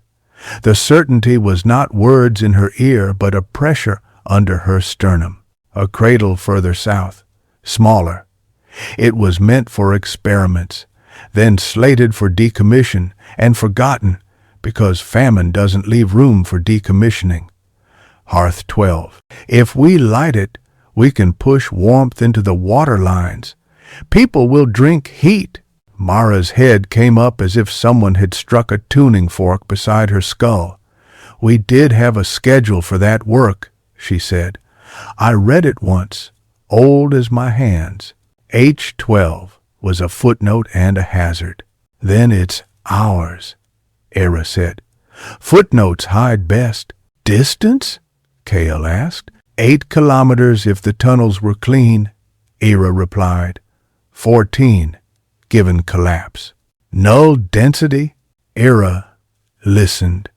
Not with the ears, the heart had learned how to read airflow now, to parse the difference between currents that mean life and those that mean intention. Hungry, she said simply. They've felt us light this place. Appetite moves faster than orders. Mara tightened her harness. Then we move now, she said, before the hunger learns how to build a mouth where our door will be, and They left Hearth 9 humming behind them like a small city asleep, the maintenance starlings making their little bright circuits, Mara's team rotating in pairs to tend the melody with the patience of medics. Eira and Kael took the south artery. Mara came with them, because she knew the meanings of maps and because if she sent others, she would pace until her steps ate the floor. The tunnel became the kind of dark that is almost restful. The sound of their boots fell into rhythm without being asked. Twice, they cut through chambers that had been turned into repositories by people who had believed in a future with inventory, crates labeled warmer tubes and child shields, and in a handwriting gone feathery with time, for the day we laugh again. No one laughed. Eira brushed the handwritten label with 2 fingers like a blessing. At the first major breach, they crawled. The collapsed roof had crushed the corridor into a funnel. Ash had drifted into dunes that moved when wind found a way and lay still when it forgot the route. The light in Eira's head behaved differently here, as if the environment had changed its instrument. It pinged, sonar of the bone, finding edges. Kael went first, not because he insisted, but because the world had arranged him to go first in narrow spaces. He shouldered the rubble until openings happened. At the second breach, they met men. They were lean and organized, a word that meant both dangerous and useful. Their gear was patchwork and carefully mended. Their faces carried the look of people who are not surprised by cruelty, but still find kindness unlikely when it occurs. They had been building a siphon, cannibalizing old heat exchangers to warm a section of the lower wards where infants slept too quiet in winter. Drop your packs, one said, because people say what they have practiced before thinking. We're carrying a fire, Eira replied, and the man's brows knit, not in skepticism but in sorrow. He had heard that line before, or something like it, and it had ended in sermons and starvation. Mara lifted one palm, showing herself empty. We're not council, she said, and the least ragged of the men looked down at the sigil on her shoulder and then up at the scar under her eye, and decided he believed one fact more than the other. What are you? He asked. Hungry, Kael said, but for the kind of thing you can't ration. The man's mouth worked once, twice, like a machine losing, then finding its timing. We've got elders back there, he said at last, jerking his chin toward the rooms behind his shoulder. Babies. We don't have room for myths. Mara nodded. We're not asking to stay, she said. We'll be through in 10 minutes if you'll let us pass. In return, you can follow in our wake. Hearth 9 lit. You'll feel it if you keep moving south. The man's eyes flicked across their faces. The glass of Eira's gaze, the stubble and steadiness of Kael's, the authority in Mara that she wore now like a burden rather than an entitlement. He stepped aside. Go, he said, and when they went, he counted the beats until the corner took them, and then began to assemble his people. They moved faster after that, because people listening makes walking easier. The tunnel angled downward. The air cooled. Eira felt H12 ahead like a low star. At the third breach, the null waited. There were no teeth. There were habits of shape where teeth would have been if hunger were a creature rather than a preference. They thickened at the edges of the breach, where wind brought them rumor of warmth, and the rumor coalesced into plan. Kael's weapon, tuned, sang once, and the breach sang back a broken harmony. The null did not fold as quickly as they had at Hearth 9. They had learned, as all appetite learns, from rebuke. Mara shifted left. Eira moved to her shoulder. Kael planted himself between and ahead. The volley combed. The hunger resisted with a hush that pulls oxygen out of a room. Eira felt the lack before she felt the fear. She put her palm flat on the curved wall. The material remembered having been conduits it wanted to carry. "Sing," she said, not a suggestion. Mara glanced at her as if she'd been dared to jump a chasm and realized halfway up that she was already in the air. She sang badly. It was glorious. Her tone was a blade without grace, a hum sharpened by will, and the wall took it, found its better octave, returned it warmer. Kael's voice slid under both a floor again, scaffold under platform, and the breach shifted. The null thinned, then did something worse. It split into three and reached around the song as if it were a post to be flanked. "Counter," Kael said tightly. Eira stepped into the breach. She did not move far, only one pace, enough to bring the cavitation of hunger into her own breathing space. She lifted her other hand and struck the air with it as if it were a gong. The gesture was absurd and exactly right. The seed that had been seeded in Hearth 9 left behind a residue in her, a fingerprint of pitch, and when she struck the air it sounded. The breach rang like a bell made to fit this tunnel. The hunger recoiled, as if it had tried to drink and been given a stone. They held them long enough to pass through. On the far side, Eira's knees trembled hard enough to knock edges together. Kael's hand found her elbow and then let it go, an old etiquette relearned in a new kind of room. Mara swore the way commanders do when a thing works and she wants to pretend she always expected it to. "Next time," Mara said, breathing hard, "warn me before you hit the air." "I didn't know I could," Eira admitted, and the admission made something between them easy enough to carry. When H12 presented itself, it did so shyly, under a collapse of pipes that looked like coils of sleeping snakes, and a sign so corroded that the H had eroded into something that could be read as anything hopeful. They dug with their hands because time was a more precious tool than any the district had left. The panel beneath was dead, no glass, no voice. Eira pressed her palm. Nothing opened. She felt, for the first time since the seed had set, foolish. "It's offline," Kael said gently, the way a friend points out that the door you've been pushing says pull. "No," Eira said, and surprised herself by not being discouraged. She closed her eyes. Lyra's last words at the oculus had not been a goodbye but an invitation to learn. Eira stepped inward, not a trance, not a leaving, but a deeper staying. There, beneath the ache, she felt a rope tied to another rope. "It's listening," she murmured, "but it's deaf with dust." Mara's brow furrowed. "Maintenance starlings? They'll take days," Kael said, peering into the pipe maze. "Not if you sing right," Eira said, smiling despite grit in her teeth. "They love the right key. They'll boil." It felt like a ridiculous sentence. Then Mara whistled the same bad note she had pulled from herself at the breach, brazen, earnest, and from the case at Eira's hip, The micromechs rose in a glitter of obedience. They fell onto the panel seam like rain, hungry for gutters, and poured into the crevices. The metal beneath warmed. A click, a wheeze. The panel woke with a groan that sounded exactly like a door complaining about being loved again.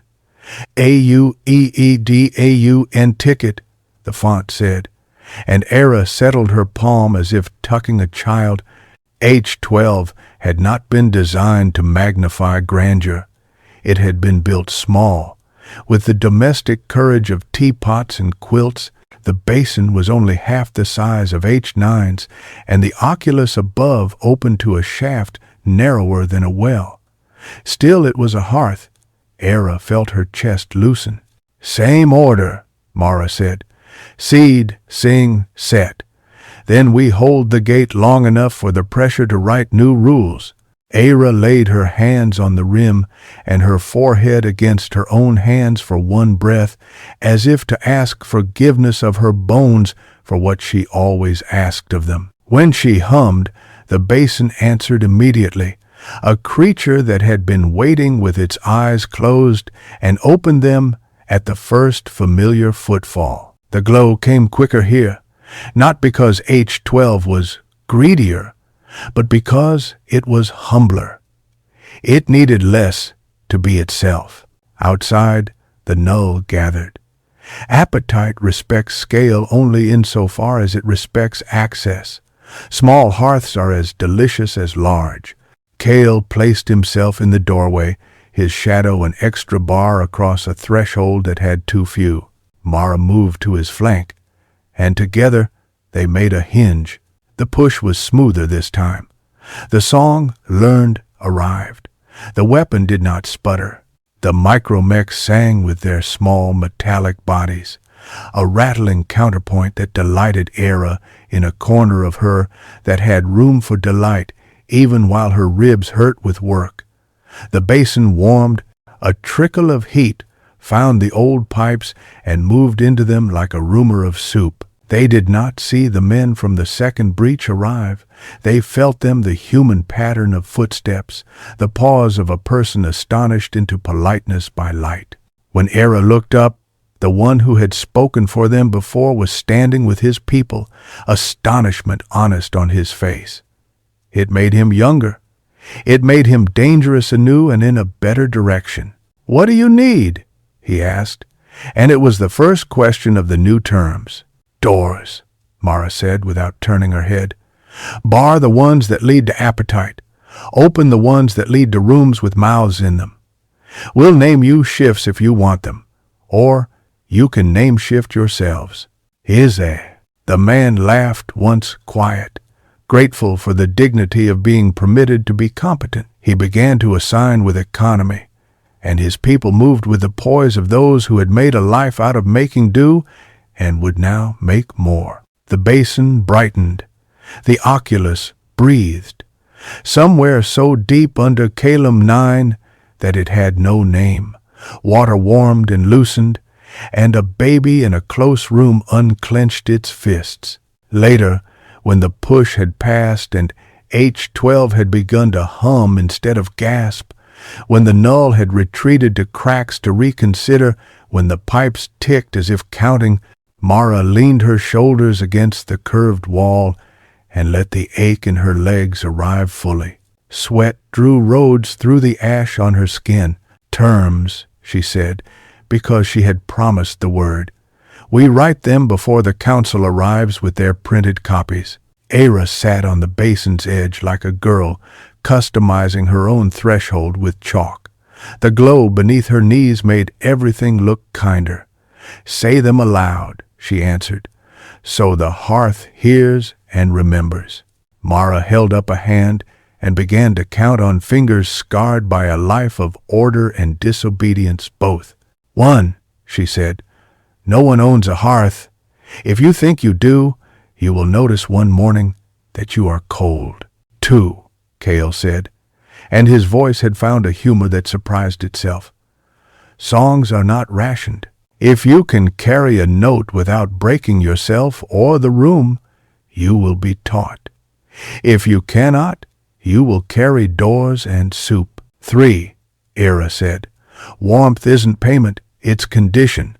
We refuse any trade that makes heat into coin. 4, Mara said. Wardens answer to hearths, not to courts. 5, Kael added after a beat that honored something old in him bearing something older. We do not use light to make war. We use it to make houses that hunger cannot enter without learning politeness. 6. Eira finished, and Lyra's voice braided through hers without speech. Never alone. We travel in pairs. A conduit does not walk without a warden. A warden does not stand without a conduit. If there is no conduit, the room will be the conduit, and we will listen to the room. Mara lowered her hand. The list felt like a spine. Kael was looking at Eira in a way that was not a look so much as a recognition, the way a lamp recognizes a match. You left out 7, he said. What is 7? Eira asked. That we make room, he said simply. For grief, for joy when it makes us suspicious, for each other when we are inconvenient to our maps. Mara made a sound that could have been a laugh and could have been pain. At it, she said. No ink, but the hearth heard. NDR. They rested as people rest who have begun a long road and somehow are not afraid of its length. H-12's hum carved new seams in the silence. The men from the Sci-Fi group moved through the tunnel with a changed gait, shoulders down, chins up. In Calum 9, a rumor grew legs and learned to run. On the walk back toward Hearth 9, the world felt wider without growing larger. They passed the second breach. The siphon man had hung a strip of cloth from a pipe, the color impossible to name in this light, the gesture easy to read. A banner, not of a faction, but of a fact. When they reached the first breach, the corridor had acquired a warmth certain enough that Eira took her glove off and laid her palm on the floor.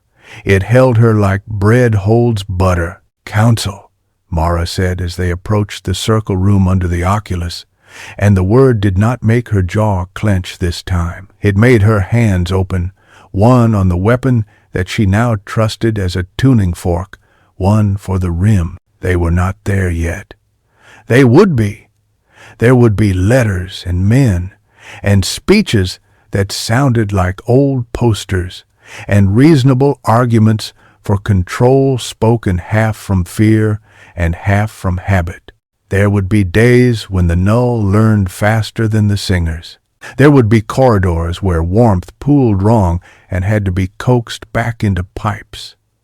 There would be the children who slept and woke without understanding that what had changed had a name. For now, there was a basin, and 3 bodies leaning over it, and a hum that made the tunnel feel like an instrument held in a steady pair of hands. Kael's shoulder brushed Eira's. Mara's breath slowed into the room's time. The light did not make promises. It kept company. Terms, Mara murmured again, and smiled without almost this time. We'll see how they fit when morning tries them on. Morning? Kael said, half a tease. Mara's eyes lifted to the oculus. The violet bruise of the sky had thinned one weight. Through the mangled fan, a paler wash lay. Not bright, not yet, but different enough that something like a headache eased behind the eye. Call it what you want, she said. But if I were a house, and I'd been cold a long time, I'd be opening the windows. Eira closed her eyes and laid her palm flat.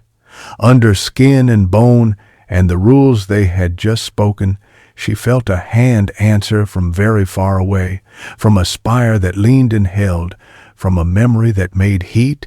Child, it said, but not as possession, as kinship. The word folded into her chest and waited there like a coal that knows itself a star. They stood there until the hum felt ordinary, and then a little longer, so they wouldn't forget that ordinary is the miracle everyone wants, and no one likes to call by its name. Then they turned to walk the road they had opened, and behind them the hearths sang, and ahead of them the city listened, and between those the terms took root. Chapter 6. Letters stapled to men. They came at the hour when the tunnels sounded like kettles, steam stirring in new pipes, micromechs ticking home from their seam work, people learning how to speak quietly again because they could hear one another. Eira heard them before she saw them, boots with equal spaces between, a drumline of decision. Mara did not straighten. She retied her hair with a strip of cloth and took her place at the basin as if she were about to pour tea for unwanted relatives and had decided to be immaculate about it. The first letter was the men, 6 of them, polished and patched, bearing the council's sigil made earnest by age. Their armor had been scrubbed with sand until it forgot its shine and remembered its function. Behind their mirrored visors, Eira could see versions of faces she had grown up with. The watchful boy who had become a watchful old man, the diligent woman who stood between her ward and any new idea until it proved it would feed the babies. In front, a courier, because power still loved pageantry, held a canister like a captured songbird. Mara did not reach for the canister. "Welcome to Hearth 9, she said, and the heat in the room deepened a hair, as if warmth itself were pleased by the courtesy. The courier hesitated. Couriers are trained to enter rooms with the assumption they belong in them. This room spoke a different grammar. You belong. Behave accordingly. He unsealed the canister and drew out a scroll. The paper had the brittle eagerness of something that had waited too long to be read. He cleared his throat, glanced at Eira, glanced away. "By directive of the Council of Kael 9, he began. His voice aspired to cathedral and landed at schoolhouse. "Hearth apparatus discovered under industrial district is hereby placed under provisional stewardship of the Council until such time as an audit can be completed." "Ah," Mara said, gentle as a razor. "Good morning to you, too." The courier blinked. "This is formal." "It is," Mara agreed, "and I will be formal in reply." "No." A ripple disturbed the neatness of the boots. The courier adjusted his grip on the scroll. "Refusal to comply with audit will result in seizure." Kael leaned a hip against the basin, which looked casual and was not. The basin liked him there. It made a sound like the thrum a cat makes when it trusts your knee. "Seizure of what?" he asked pleasantly. "Heat?" "Resources," the courier said. "Infrastructure, personnel, people," Mara translated. "You mean to seize people." The courier's visor hid his eyes, but his throat betrayed him with a pulse. "The council pledges humane—" "Stop," Eira said. The word was not loud. It was placed. It struck the room in the spot like the back of the knee where balance lives. The courier faltered, surprised into honesty. Eira touched the rim with 2 fingers, the way one touches a child's shoulder when you are about to ask them to do something requiring dignity. "You may sit," she told the letter. "The men can stand. They have practiced it. No one Saturday." But the scroll curled upon itself a fraction, as if recognizing its proper scale. The courier swallowed. "Who are you?" Eira wanted to say a list: daughter, engineer, singer of basins, fool for light, but lists are nets. She chose a sail. "I am the voice this hearth knows at the moment. We will teach it more voices. But I will speak now. Your audit is a way of calling fear by a different name. Keep your fear. It is a wise guest if you seat it properly. What you may not keep is this room." A quiet moved through the tunnel mouth behind the men. It was not the quiet of threat. It was the quiet of onlookers holding their breath, hoping to learn the choreography of refusing without making ruin. The courier looked past Eira toward Mara, toward Kael, toward the glow. "We are not your enemy," he tried. "Then be our neighbor," Mara said. "Neighbors borrow sugar. They do not inventory the spoon." The courier looked to the leftmost of his line, and the leftmost did what leftmost do when given no script. He shifted his weight and spoke like a man in a kitchen. "Our wards near the southern sump are still cold." He said cold as if confessing a failure of decency. "We hoped if we cooperated, you might allocate the second hearth there." Eira felt relief arrive like a soft bang in her ribs. The letter had been stapled to men who were stapled to wards that contained babies whose hands must be unclenching even now without knowing why. The room's heat tilted.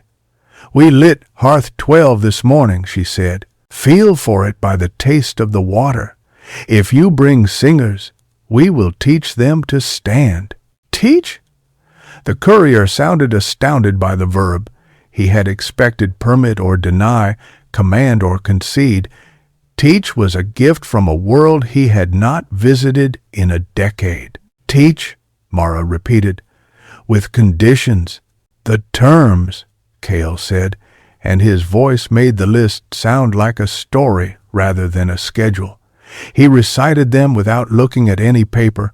"No one owns a hearth. Songs are not rationed. Warmth is not coin. Wardens answer to hearths. Light is not for war. We travel in pairs. We make room." The words moved through the tunnel like seams being resewn. "Who wrote those?" the courier asked, half incredulous, half hungry.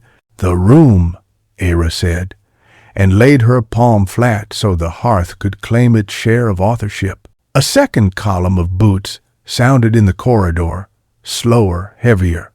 A man with a face like a law came in. He wore an old suit that tried to be formal and ended up being fabric.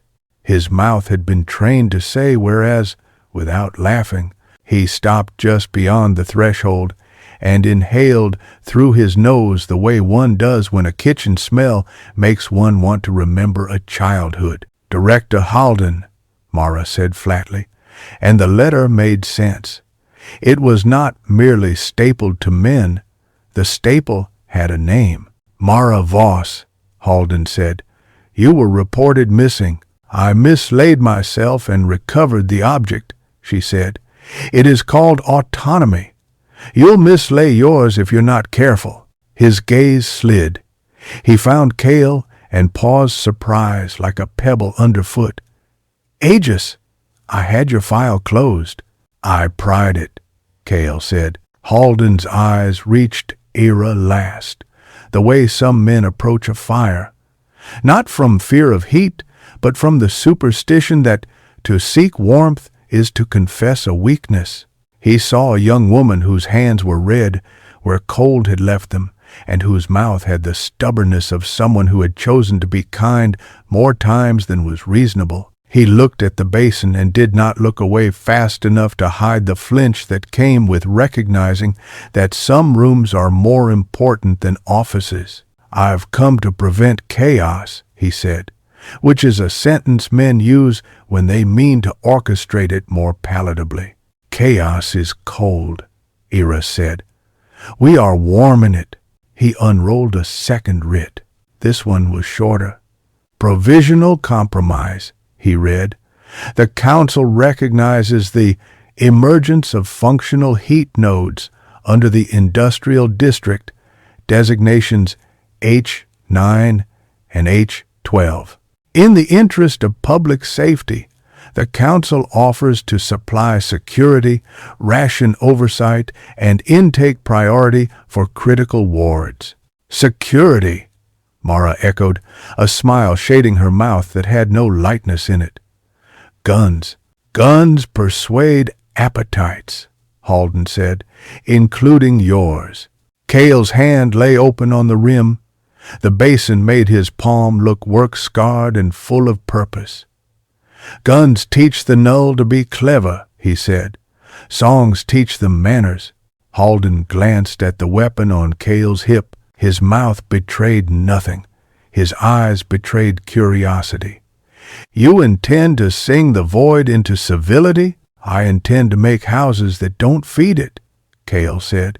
"If the void learns to knock, we'll see about inviting it to supper." Something wicked and delighted flashed through Mara's face and was gone. Halden folded the writ once, twice, crisp. "We cannot have unregulated structures attracting the desperate. You will cause surges. You will precipitate unrest." "You mean gather people where it is warm," Eira said. "Yes, that is the point." Halden breathed out. He was not a villain. Eira saw suddenly. He was a man who had been given a cage, learned its dimensions by heart, then been told to decorate it nicely. He had done so meticulously. He'd covered the bars in cloth and named the cloth policy. He would not know how to behave in a meadow. "Compromise," he said again, but more nakedly now.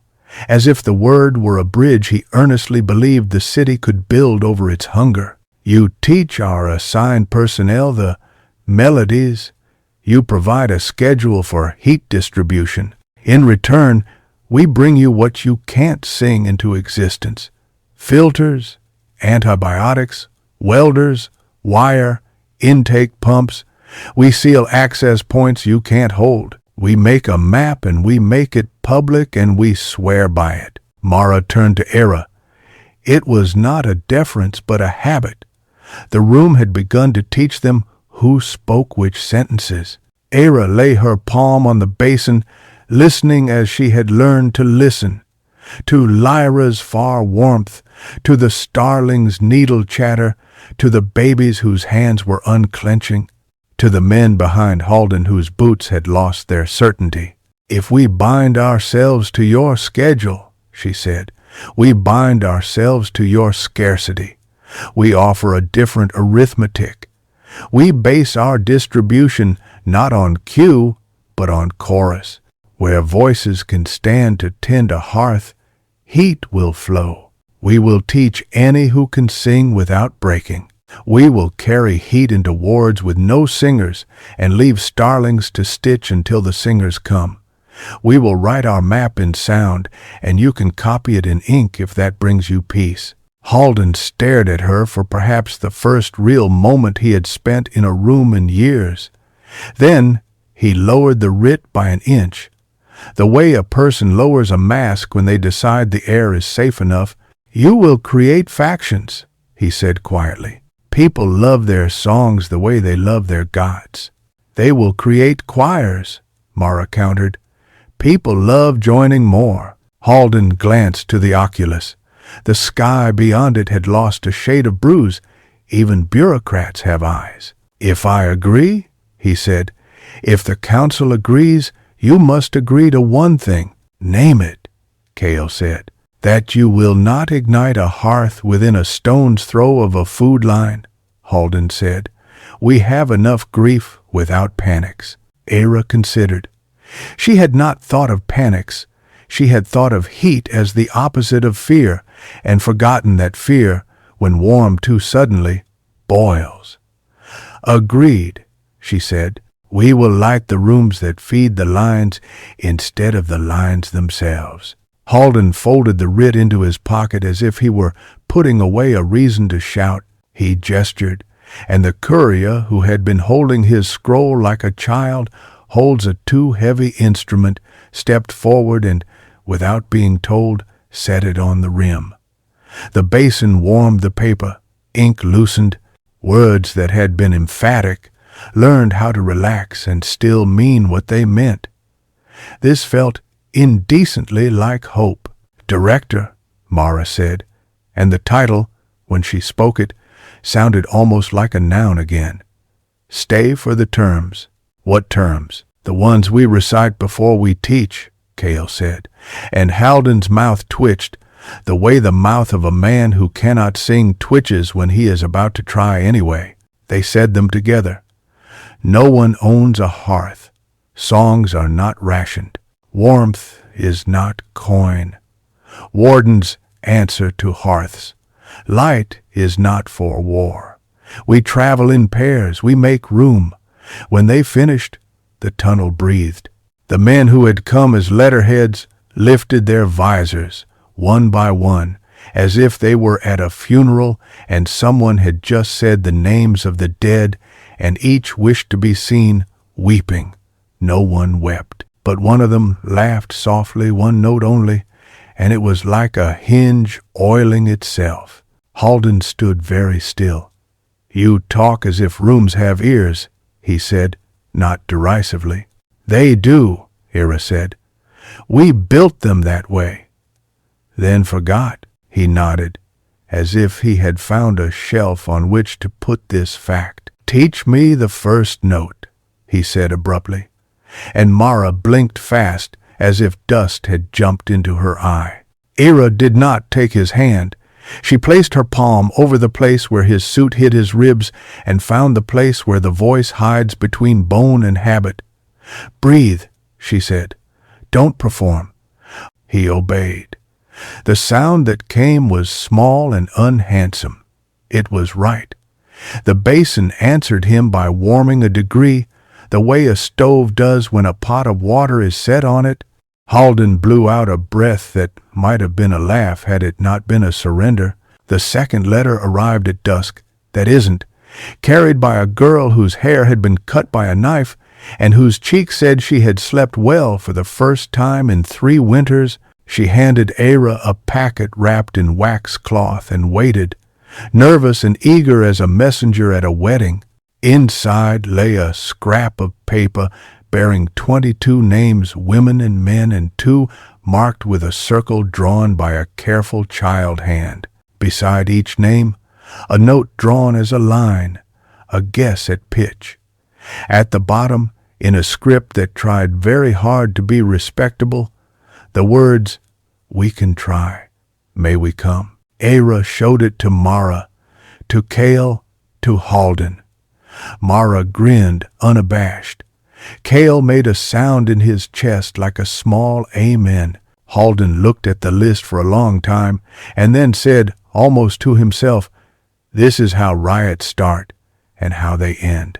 "They start with hunger," Eira said. "They end with rooms where hunger isn't all that's happening." That night, if nights could be said to occur under a sky that refused them, the hearth kept its hum, and the city learned the new etiquette of sleeping warmer. Fewer words before bed, because the air felt as if it would keep watch, too. More silences that didn't frighten. In the corridors the miners had named, and the corridors Eira's mother had named, children drew circles on walls and filled them with lines they called song. Kael did not sleep. Sleep came to him irregularly anyway, like an animal too shy to be kept. He let the others do the closing of eyes. He walked the perimeter of the hangar under the oculus and listened to the heart he had not known he possessed, hit the time of the hearth and keep it. He did not think about the day he had put a scientist in an elevator and told himself he didn't know to which floor it went. He thought about the way Eira's hand had felt when she placed it over his at the basin, and about the word pair standing in their terms like a small, bright obstacle. He found her eventually sitting on the platform with her boots off, feet pale against warm metal. She didn't turn as he approached. The room had taught them both how not to startle. "Your director sings," she said. "He tries," Kael said. "It is a kind of courage I did not expect to respect." She nodded. "It is a courage that will save us, if we let it." Silence sat with him, companionable as an old neighbor on a front step. Kael wanted to speak a thing and did not yet know what it was. Eira spared him the trouble. "When the null come again," she said, "they will come smarter. They always do." He flexed his fingers, found music in the tendons instead of tension. "We'll teach smarter," he said, and if that fails, I have a stubborn jaw. And as she laughed, the sound as clean as an unlatched window swinging open. "You are a wall," she said, affectionate, uncruel. "And you are a door," he returned, and the sentence struck him in the center and vibrated there, true in a way that made a body nervous. "Do doors ever rest?" "Only when walls allow it," she said, and then she looked at him, not with the gratitude she gave men who brought her spanners and structural advice, but as if she were testing a weight-bearing beam with her palm. "Will you walk H14 with me tomorrow? It's near the orphan wards. I don't want to bring men with letters. I want to bring someone with a listening hand." And oh knows, he did not perform the refusal that politeness demands before acceptance. "Yes," he said. He did not reach for her. He reached for the rim. Their hands, by accident or in obedience to a law the basin now enforced, found the same warm place. Gold gathered beneath their palms like breath under a blanket. The terms were not a constitution. They were a promise. Promise asked for witnesses. The hearth was one. Above them, beyond the mangled fan, the sky altered so slightly that even the sentries did not remark it. A bruised violet, yielding a tone, a thinning like grief, remembering joy. Far north, in a spire that leaned and held, a woman in a cradle of light smiled in her sleep, if sleep is what one calls the pause between pulses.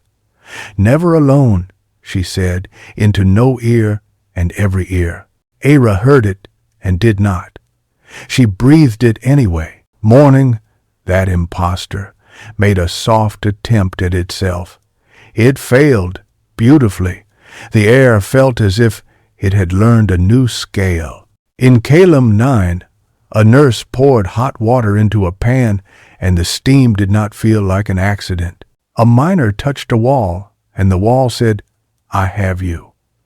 The courier lay awake on his cot, the scroll under his pillow forgotten, and practiced a note so quietly that the wall alone could hear him and approve.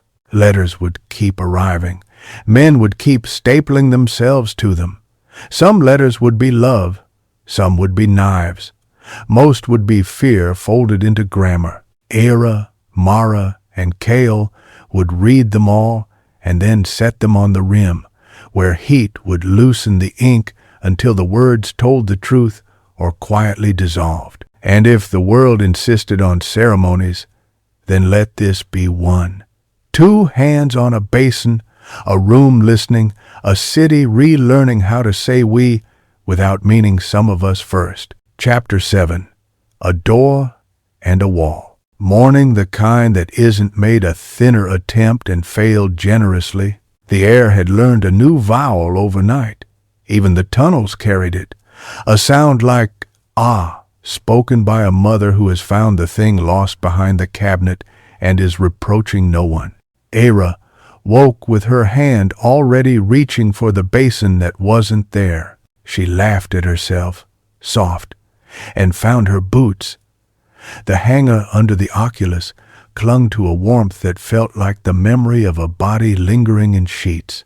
Kael waited in the corridor as if he'd always been part of that particular wall. He had the look of a man who had slept in strips. One across the threshold, one between breaths, one on whatever centuries-old apology had settled overnight in his bones. When he saw her, something eased at the corners of his mouth that was not a smile so much as an instruction to the nerve that made smiles possible. "H14?" he said. "H14," she answered. And the pairing felt like completing an equation that had been scribbled on the inside of 2 separate skulls. They told Mara they were going, and Mara told them not to die, and to send back anyone who could stand at a rim without cracking, and to tell the orphan ward that someone was coming with welders for the window frames because she was done with the drafts that made a mockery of blankets. Halden watched them from the edge of the hangar, hands behind his back in a posture of a man trying on humility. He did not forbid them, he did not bless them. He attempted a note when they passed and, mortally, almost achieved it. They took the south artery until it forked and then took the left belly of the fork. H-14 had lived close to need once. It was a domestic hearth, installed for warming, wash water and baking the kinds of cakes that make a child remember their birthday, even when there is very little birthday to be had. Doors appeared more frequently. Doors disappeared more frequently. Eira counted their absences like missing teeth in a grin the city had shown too often. The orphan ward presented itself as a smell before it did as a doorway. Soap, urine, the stale sweetness of milk that had been begged and measured. A paper cutout of a bird hung from a string in the corridor and made no attempt to fly. The matron Sarah, as it turned out, had the sort of face that convinces children without use of words that sleep is a good idea. She wore a sweater that had learned a lot about elbows. When Eira and Kael told her their names, Sarah nodded and said, "You're the ones who make rooms hum," as if she were naming a new kind of appliance. She did not bow. She opened the nearest door. The room beyond was a collection of small breaths. Beds had been built out of whatever material would agree to be a bed. Shelves laid flat, pallets shored with prayer, crates with quilts. The children lay like punctuation, commas, ellipses, exclamation points, where nightmares had startled them upright in the night that isn't. A girl with a scar at the corner of her mouth watched Eira without blinking, as if memorizing a face before she had decided whether to trust it. "We'll wake them slowly," Sarah murmured. "We've had a good run of quiet." Eira nodded, but H-14 tugged at her sternum, as if it were a bell rope, and she the bell. "It wants us," she said, before she could consider that the sentence might sound mad. Sarah only said, "Of course it does," and tied her hair up. The entry to the hearth was under a stairwell that remembered being well swept. Children had chalked songs along the risers' lines, then dots under the lines, then circles under the dots where the chalk had discovered furniture and decided to nap. The panel was buried under a clumsy patch someone had made with corrugated sheet and oath. Eira crouched and laid her palm flat. The hush gathered in her wrist, traveled up. She felt the panel's patience long, unstinting, the endurance of something built to steady hands for years and given decades. Kael wedged his shoulder against the sheet and pried. The metal came away with a sigh that turned to a groan, when the screw at the center refused to admit it had already lost. He coaxed it with the kind of courtesy a man reserves for old horses and old gods. The screw relented, embarrassed to have made a fuss in front of children, even one still asleep. The panel beneath was asleep in the way old dogs' sleep ears twitched toward words it had not heard in a generation. There was no glass window, not here, no official interface. H-14 wanted hands. Eira pressed both palms to its face and exhaled. The heat that came was not immediate. It was the sort of warmth that gathers in a cup held by two hands, slow, certain, unfussy. Authenticate. Breathe from the seam. So faint that a person who did not know how to listen would have mistaken it for dust settling. "Lyra, Solon, gatekeeper, progeny present," Eira murmured, like a bedtime story, and the panel flexed as if recognizing a lullaby. Conduit, signature pair. Kael's hand landed gently beside hers. The panel warmed another degree, as if it were pleased by manners. H-14's basin had a kind of bravery that made Eira's throat ache. It was small, maybe a third the width of H-9's, and had been dented by a fall at some point in its long dark. The dent had been hammered out with love and inaccuracy, the metal left uneven in a way that would always catch a child's fingernail and make them smile. The bowl knew its purpose. Seed sing set. It said in a font so faint. Eira did not see it so much as feel the imperiousness of tiny letters, please, yes, but do not tarry. She did not carry Lyra's bright ember now. The seed had set at H9 and begun its work, sent threads into pipes and practices. But Eira contained something of it still, an after-image, a glimmer at the heart that did not fade the way images do when the eye closes too long. The network learned quickly. She could feel H12's hum down the corridor, substantive and cheered. She put her hands on H14's rim and hummed. The basin answered.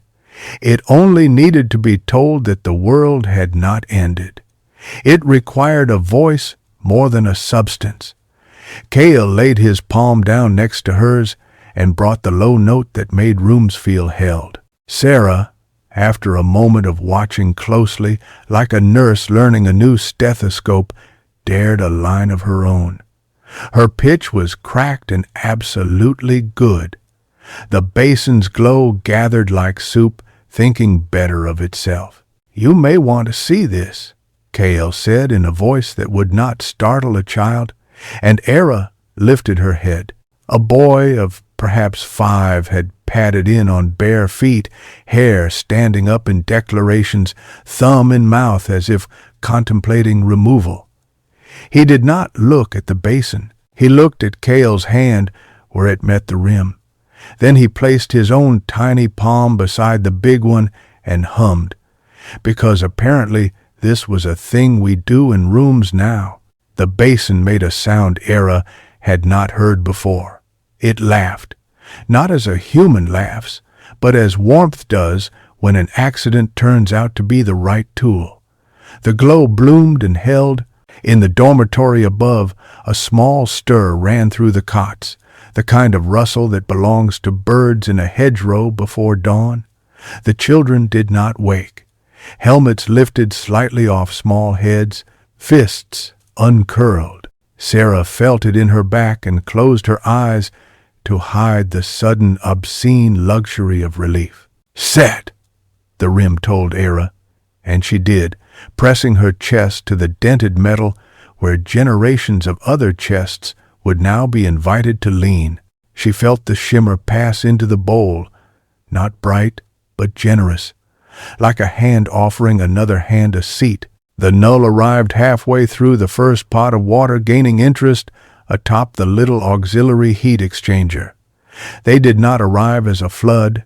They arrived as a suggestion. The room cooled one hair in the threshold.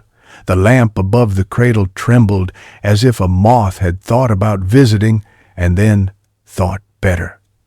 Kael didn't raise the weapon. He moved toward the door the way tide moves toward sand, habitual and exact. New trick, he said. And indeed it was. The hunger had learned to wear sound. Down the corridor, a child, coughing. A woman saying please, and then never mind. Eira went cold in that human way that has nothing to do with temperature. The child's cough was a specific cough. The woman's voice, the specific please Eira had heard from a miner's wife the year she had been old enough to register petitions at the intake desk. The null was learning to mimic. Don't go, Sarah said, her own voice sounding like two voices. The kindly matron whose life had been a long series of polite refusals, and a girl from long ago who had wanted one thing very badly and had not been permitted even to ask for it properly. We don't, Kael answered, and waited. The hush moved along the hallway as if cataloging doors. When it reached the dormitory threshold, the chalk songs on the stair risers quivered as if the tune written there had remembered it could be sung. The hush thinned resentful. It reached for the ward, and the ward declined it. It came for the hearth, and the hearth, not yet fully awake, still deciding if it was allowed, hesitated and then said, "No," with Sarah's stubbornness. Something pressed against nothing, and left fingerprints in the air. Kael hummed, not to frighten it, but to remind the room who was in charge of the vowels. Eira placed a flatter palm over the dent and found a note she had not known her throat could carry, a tone that belonged to the thing in her that had been built, perhaps, for this exact hour, not to be the sun, but to tell houses what to do with it. The hush altered. It tried another trick. It made a sound like footsteps retreating and then, very quickly, returning. Sarah's jaw tightened, then relaxed. "Clever," she said, and did not move. When the pressure broke, it did so where hunger finds the sloppy seam in any room. Here it was, the vent above the basin, old louver, bent by toys thrown and retrieved, never properly reseated. The null came through in silence that was too even for anything alive. It spilled toward the glow. Eira had seen it in the spire when Lyra's radiance had first called outline out of brightness. The way hunger throws itself at heat with the trust of infants expecting to be fed. It was obscene and innocent. Kael's hand shot up to the vent, slamming flat against the grating. He did not push, he sang. The metal carried the note. The uptake funnel caught it and translated song into shape, a mesh that briefly had more reality than the idea of being eaten. The children did not wake. One tiny body turned over and took breath like a prize. The null jolted as if struck with a kind word in public and could not decide if it had been blessed or insulted. It recoiled, then spread along the ceiling, reading edges. It gathered over the door, anticipating hapless flight. "Stay," Kael told the room, and Eira had the absurd sensation that the door understood. And Saturday, the hunger thinned to mist against the chalked risers outside. It flowed downward, found a hairline crack where the panel had not seated entirely, and reached toward the dark under the stairs. Sarah made a sound Eira had not heard pass human lips since before collapse, a hiss, furious and proprietary, the heaviest no in the language. Eira took the song that had been used to unstick the maintenance starlings and turned it on a quarter tone, then another. It became a weave, tight as basket work. The null encountered it and got its front end through and its middle caught and its memory of having a back forced to reconsider. Kael leaned his weight exactly as much as needed and held. The pressure released by degrees, insulted, and withdrew to reconsider its verbs. The vent above the basin shivered once. Eira slid a maintenance starling under the louvers and told it in staccato to fix what love had never gotten round to fixing. The little micromech obediently forgot its sewing and learned carpentry. When it was done, the hush that remained was of the pleasant sort, the kind that follows work that deserved to be done. Kael sat back on his heels and told his lungs they could stop pretending to be siege engines. "They're learning us," he said.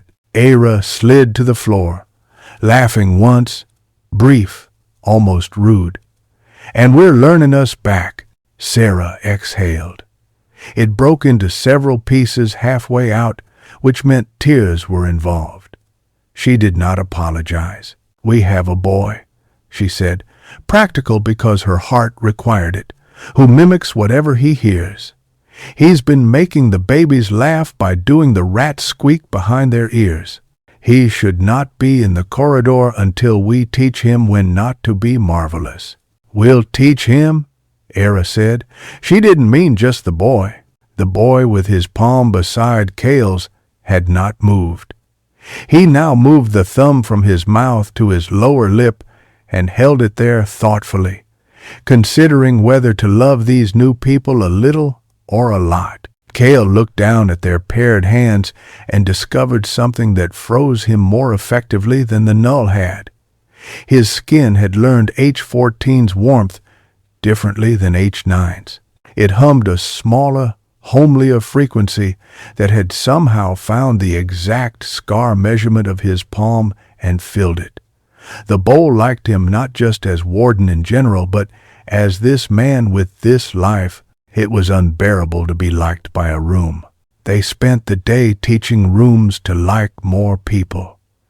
The orphans woke in twos and threes, solemn and loud by turns. Sarah kept order with the discipline of an army and the mercy of someone who always sits wherever the light is best for story reading. Eira took a dozen small palms and set them gently on the rim and told them to breathe. She did not tell them to sing. They sang anyway. Moss, this turned out to be the boy with the rat squeak, stood at the edge of every group, brimming with disdain for the regulation voice, and with a longing so vast he knocked things over everywhere he went. Eira took him aside and said, "We need a job that no one else can do," which is a sentence that can save certain children or ruin them, depending on what follows. We need someone who can hear when the room is being tricked. You have that ear. You will keep it to yourself until I ask for it, and if you cannot, I will break your heart by forbidding you. Do you understand? Moss didn't, but he knew a vow when one offered itself and put his small face into the shape of a serious person. Good, Eira said, and then, "You may also do the rat squeak, but only to the babies." Kael had less to teach and more to build. He bartered for wire by singing a shelf back into solidity. He took a door off its hinges because it had taught itself to slam, and the slam did things to Sarah's shoulders he disliked. He played the tuning weapon over cracks no one could see. The weapon liked being coaxed into carpentry, too. By midday, the hearth had learned its neighborhood well enough to send warmth down the hall into a kitchen and up into a laundry. Steam filled the ceiling with honest weather. Children ran because running was once again a possibility in a world that did not punish the pounding of feet on floors. Sarah made a pot of something people called soup out of habit, with a softness in her posture that told Eira it deserved the name again. The council found them before evening in the person of a man with tidy hair and the sturdy inconvenience of a conscience shoved under a uniform. He blocked the corridor because that was where men like him always stand when they are made to choose between order and decency. His name was Leo. He told them this without asking for their names because he had learned a different etiquette than the tunnels were teaching and had not yet decided whether to apply for new schooling. "Hearth installation requires council oversight," he began. "It is installed," Sarah said, ladling soup. "Oversight will not keep the babies warm." He looked at the bowls. His mouth remembered a spoon. To his credit, he did not reach for a writ. He leaned instead on the word that had been stapled to him. "My orders, change," Eira offered, a hand on the rim. Leo hesitated. "Orders sometimes grow brittle just before they crack." "There is a food line 7 doors away," he said. "We were told Director Hardened told us not to incite." "We lit the room that feeds it," Kael said. "We obeyed your director's good sense." Leo's gaze softened at the edges, the way glass does when it realizes it is meant to be drunk from, not worshipped. "Then I am here to keep the hall clear and to make sure no one is drowned by their own joy," he said carefully. And Eira fell a little in love with the phrase, "drowned by their own joy," which sounded like a problem a civilization might salivate to have. "Stand by the doorway," Sarah instructed, deliciously bossy. And if you hear a sound like difficult singing, do not run toward it. Hold the line and wait for two voices. If it is one voice, it is a trick. He saluted a woman he did not realize he was saluting and took his post. Moss immediately began to make difficult singing under his breath and then stopped when Eira raised one eyebrow with the gravity of a mountain. By dusk, that isn't, Eira felt H14 slot into the great chord H9 at the root like a slow bell, H12 calling the water at the second, H14 lilting above them, domestic and precise. The pipes in this stretch of Kalam 9 adopted new manners. Light became a story it told itself. Heat moved through rooms the way gossip used to. They thought, for a span of breaths long enough to be called a lull, that the null might respect boundaries drawn by virtue. They were wrong. Hunger respects only appetite until taught. It came with imitation. Out in the corridor, beyond Leo's sturdy silhouette, there rose a chorus of Eira, not the way a friend says your name, less the way a lover might, more like a bird repeating sound because it has found the precise angle at which mocking hurts. The hair at the back of her neck made itself taller. Sarah slapped her ladle once against her palm and leaned around the doorway, ready to tell the child who had learned her first that she would be loved even if she never learned to shut up. It was not a child. Two null moved in front of one another, swapping edges like dancers in a figure, and sang her name with mouths they did not have. Leo's throat bobbed and then steadied. He did not turn to look at Eira. He took a breath as she had taught him and held the hall. Eira could have kissed him for that particular obedience. Moss, she said, but the boy was already at her knee, his face full of capital letters. Not you, she whispered, and he deflated just enough to be saved. Kael stepped into the hall and discovered a shape of himself he had not yet needed. He did not aim the weapon. He aimed the space, he thought, fiercely and without apology. This is a place where children sleep, and sang that opinion into metal and stone. The null wavered, found no purchase in the air between that kind of sentence and its object, and flowed instead toward the hearth. Eira had been waiting there all day. She laid both palms on the bowl and gave it everything she had that wasn't her life. The glow rose, not in brightness so much as in fairness. It made the temperature in the room plumb-line true. The null threw themselves at it and found themselves instructed by it. Eira sang the tune that turns hungers into listeners, and then, God help her, into guests. The hunger hesitated the way a stray dog does when offered a hand that is not lying about minding having its fingers licked. The vent held, the door held, Leo held. Moss, lord of small mischiefs, held his breath and decided not to be a miracle this time. The world would not call on him every day. The null retreated not with the dignity of offended aristocrats, but with the wounded quickness of something that has discovered manners might be survivable and is afraid of what that might do to its nature. It slipped back along the corridor, trying on coughs and courtesies as it went, and was gone. Sarah set her ladle down very carefully, as if it had become the throat of an instrument and deserved not to be jarred. If any of you speak to me of miracles, she announced to no one and everyone, I will hand you a broom.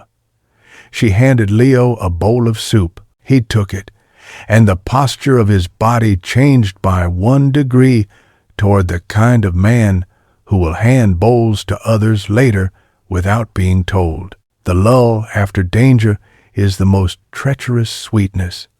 It offers the illusion that time has become simple again. Eira's body wanted to slip into the nursery of that lie and nap. She sat instead on the edge of the basin and drank water warmed by their work. Kael sat on the floor with his back to the cradle and his hands on his knees and did not speak until the room had finished talking and he could hear his own voice. "Lyra," he said, and Eira's spine went rigid as a rung. He had said her mother's name once before without telling her where his mouth had heard it. Now he lifted his face to hers and set down the thing he had been carrying for years like a hot bowl of shame. "They told me to escort a scientist to a meeting about shutting down a program. They did not say her name. I am not a child. I knew. I didn't look at her face because if I had, I would have disobeyed, and I was built to obey." Praise. Eira swallowed and discovered her throat was braver than she had feared. "And afterward?" Afterward," he said, "the world burned anyway. I held my orders like a certificate and found the building it belonged to gone." Sarah, who had been listening with the generosity of a woman who has spent her life hearing confessions for which she is not a priest, busied herself resetting bowls. Leo looked at his soup as if it contained a riddle and perhaps the answer. Moss was asleep. Thumb a question mark. "What would you have me say?" Eira asked, not cruel but careful. "Nothing," Kael said. "I wanted to say it near a bowl that knows you, so that if forgiveness happens, it happens with a witness. And if it doesn't, I have been seen anyway." Eira leaned forward, elbows on knees, face in her hands, then out of them. She considered the word forgiveness as if it were a key, and the room a complicated lock. "I have been angry at men like you," she said, "the ones who carry orders like cradles for other men's fear. I have wanted to take the cradles and smash them on the floor and then hand you the broom Sarah keeps for miracles." "Do it," Kael said, breathing once as if bracing for the smash out of love of its honesty. She reached across the little distance and put her palm over his knuckles, those same knuckles H14 had measured and made warm, and felt her body decide on his behalf that breaking him would break more than him. "Instead," she said, "I would like you to walk beside me until the day I cannot. That will be punishment enough and blessing enough for us both." He made the sound a body makes when it realizes a burden is not going to be taken off but into. It is almost crying. He did not. He bowed his head, not to her, not to the basin, but to the relation that had been named by their terms and now had teeth. "Pair," he said, and the word did not shimmer with romance in that moment. It clanked with duty. Eira found she loved that about it almost as much. Outside, the corridor breathed. The orphans slept in the manner of seedlings that intend on growing into trees if the world won't mind. Sarah sat and drank tea out of a cup that had a chip in the rim exactly where her lower lip fit without noticing. Leo paced a measured length and talked to himself under his breath in a voice that rooms recognize and admire. When Eira and Kael stood to leave, because you always leave rooms like this before the room begins to imagine you belong to it, Sarah caught Eira's sleeve. Her eyes had become what eyes become when the air has loosened around them. "You will come back," she said. It was not a question. It was a warning to fate. "We will come back," Eira promised. "And if we do not, the room will remember us kindly, and then remember new people kindly too." Sarah nodded, like someone who could live with that and still be rude to death when it tries to put its feet on her furniture. In the corridor, Kael touched the chalk on the risers with 2 fingers and acquired, briefly, white fingerprints that made him look younger than a law. Eira drew a quick line under the circles and called it a staff, and wrote a note on it with her thumb. Moss would discover it in the morning and claim authorship and be right. They walked the artery home. H12 thrummed to their right like a kitchen, learning what else it could make now that there was more than bread. H9 waited ahead, big as a city, humming an invitation in a key that made the throat feel a little too open and the chest aware of its inhabitants. The lamp above the cradle would still be on. Mara would still be awake, plotting how to plant the next fire in a room with fewer reasons to die. Halden would be reading aloud to a man who had never put his mouth to music and finding the sound less humiliating than law had promised him. "Do doors ever rest?" Kael had asked the night before. "Only when walls allow it," she had said. As they reached the familiar bend where the corridor opened into the hangar's circular breadth, Kael reached his hand across the space between them and did not touch her. He touched the wall on her side instead, palm flat, and the wall warmed under his hand and under hers because she touched it too. And that was how they walked into the room, with a door and a wall and a house that had decided, for the time being, to live. Mara glanced up and counted them with a kind of arithmetic that loses all its other numbers when any part of the sum is missing. "Orphan ward?" she asked. "A hearth that dents you where you need denting," Eira said. "Good," Mara said, and did not ask about the grief they carried back and forth like jars. She could smell it. She set out 2 cups. Halden looked up from the rim, face earnest as a schoolboy's. He had been practicing vowels. "Show me again how to stand where you stand," he said to Kael, as if he had learned, finally, which sentences would not embarrass him. "And then, if it isn't too late, tell me how to read a crowd by the way it warms." "It's never too late," Kael said, surprising himself. They set their palms down. The basin welcomed them home the way a well-made bed does, grateful for their weight, eager to deliver rest, unwilling to own them. The hum deepened a measure. Above, beyond the mangled fan that had begun to think about being merely an opening again, the sky performed a trick so small it could have gone unremarked in any thriving age, a change of blue no one had taught it. In Calum 9, an old man woke and could not name the smell that had reached him and rolled over and thought, "Sun warmed," and did not cry because he wanted to sleep one more breath in a world that was against odds and grammar, learning to be morning. Chapter 8. The shadow learns our name. The city had begun to hum in its sleep, not the desperate buzz of clogged lungs, but the contented respiration of a house that has remembered its stove. In the hours that wanted to be dawn and failed beautifully, warmth pooled in thresholds and lingered on banisters, teaching hands the old manners of touching wood that answers back. Pipes took on the voices of relatives. The tunnel air tasted less like apology.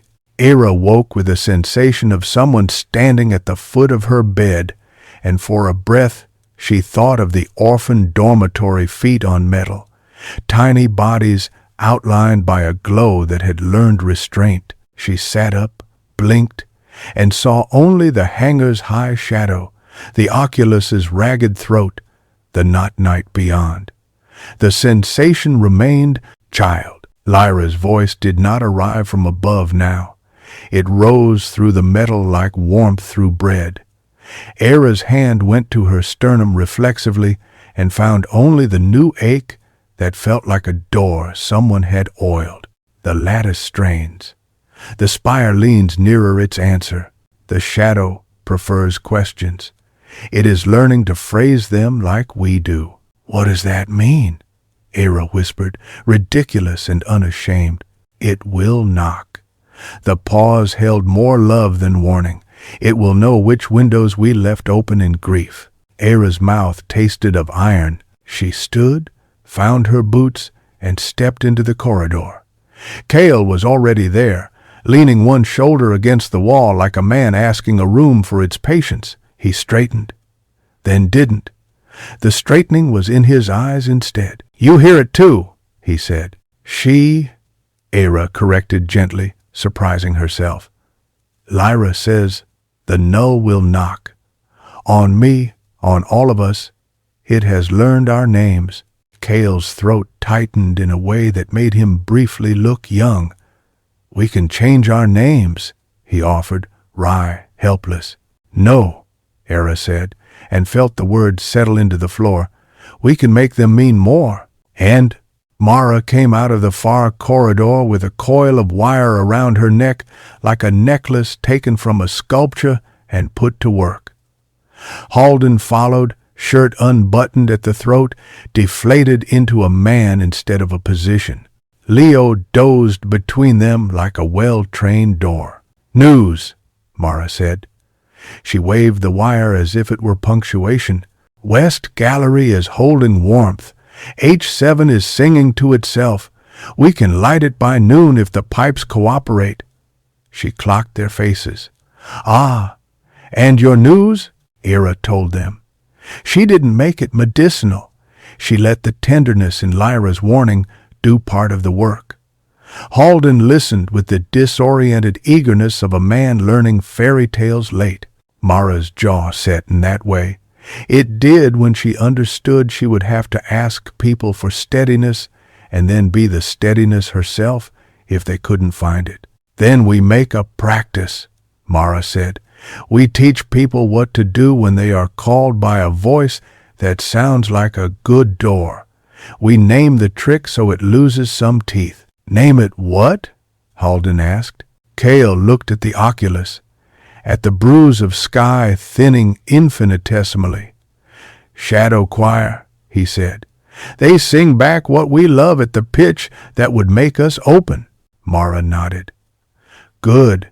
Then the terms need an eighth. When alone, do not answer songs that know your favorite word. Halden's mouth tilted. What is your favorite word, Voss?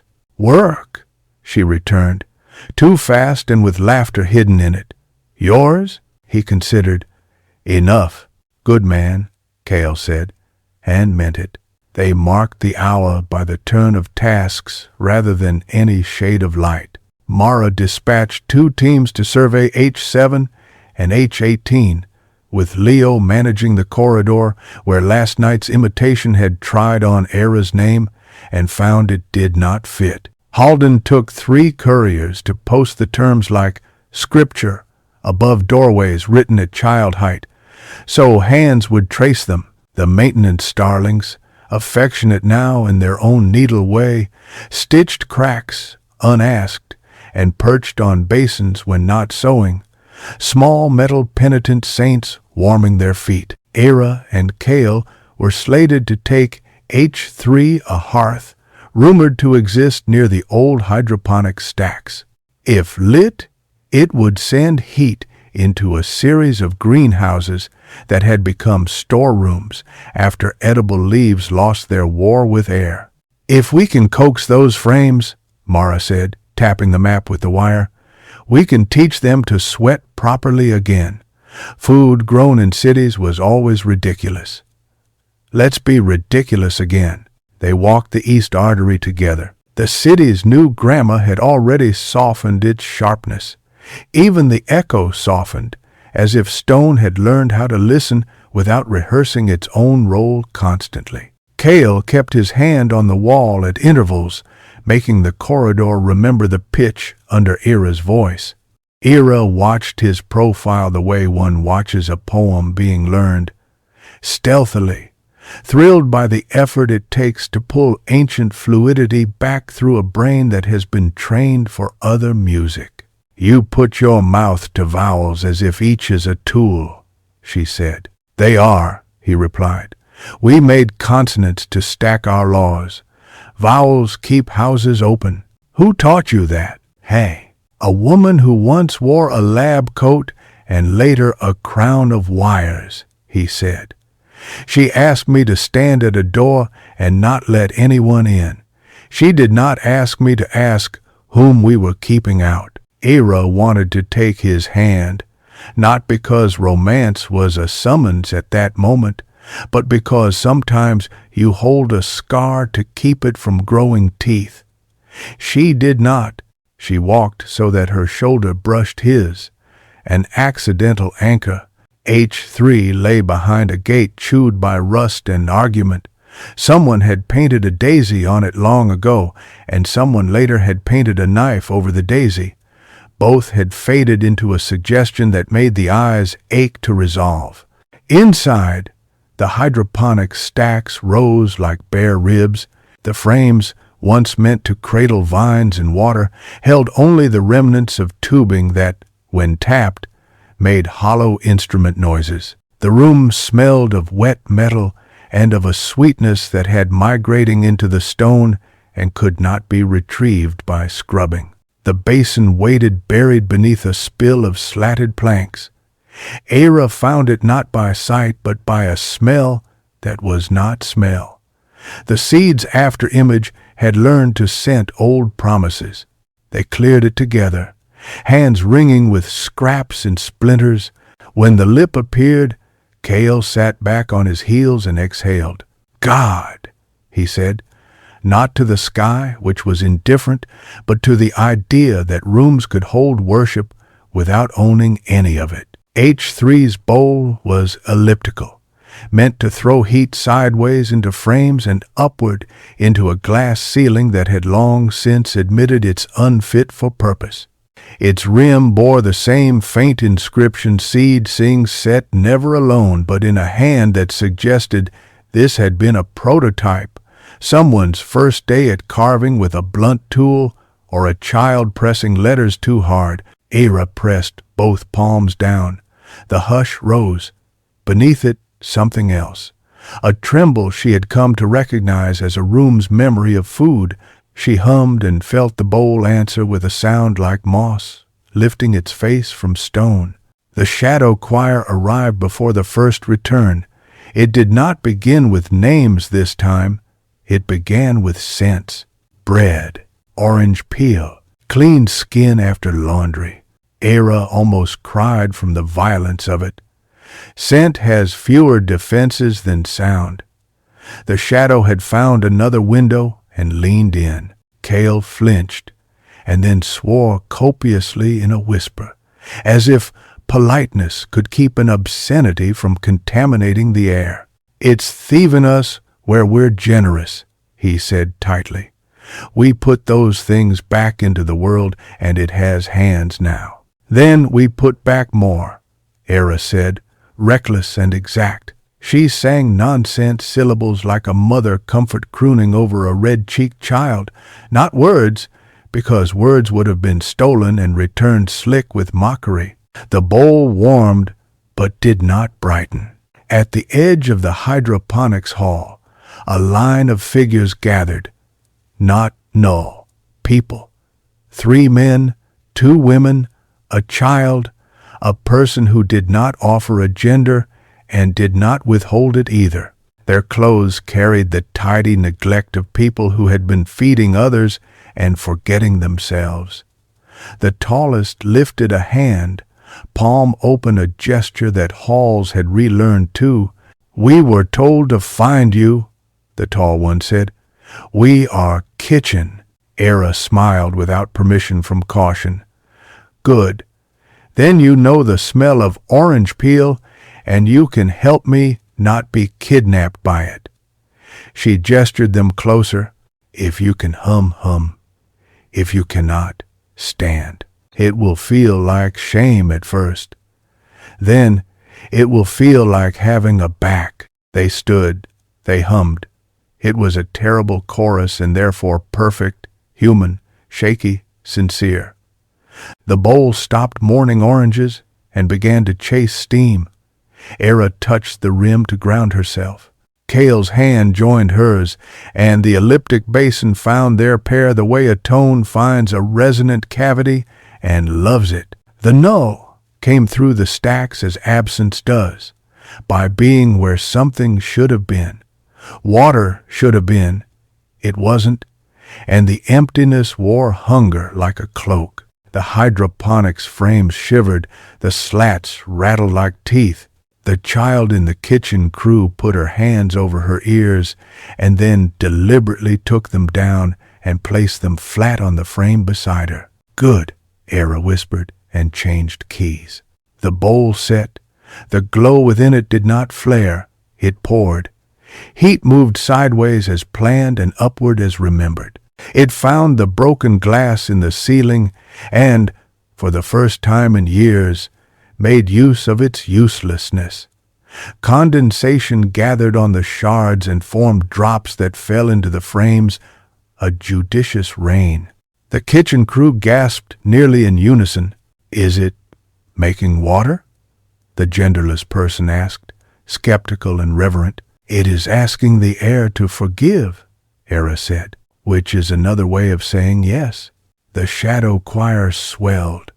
It spoke Lyra's name, and this time Eira did cry.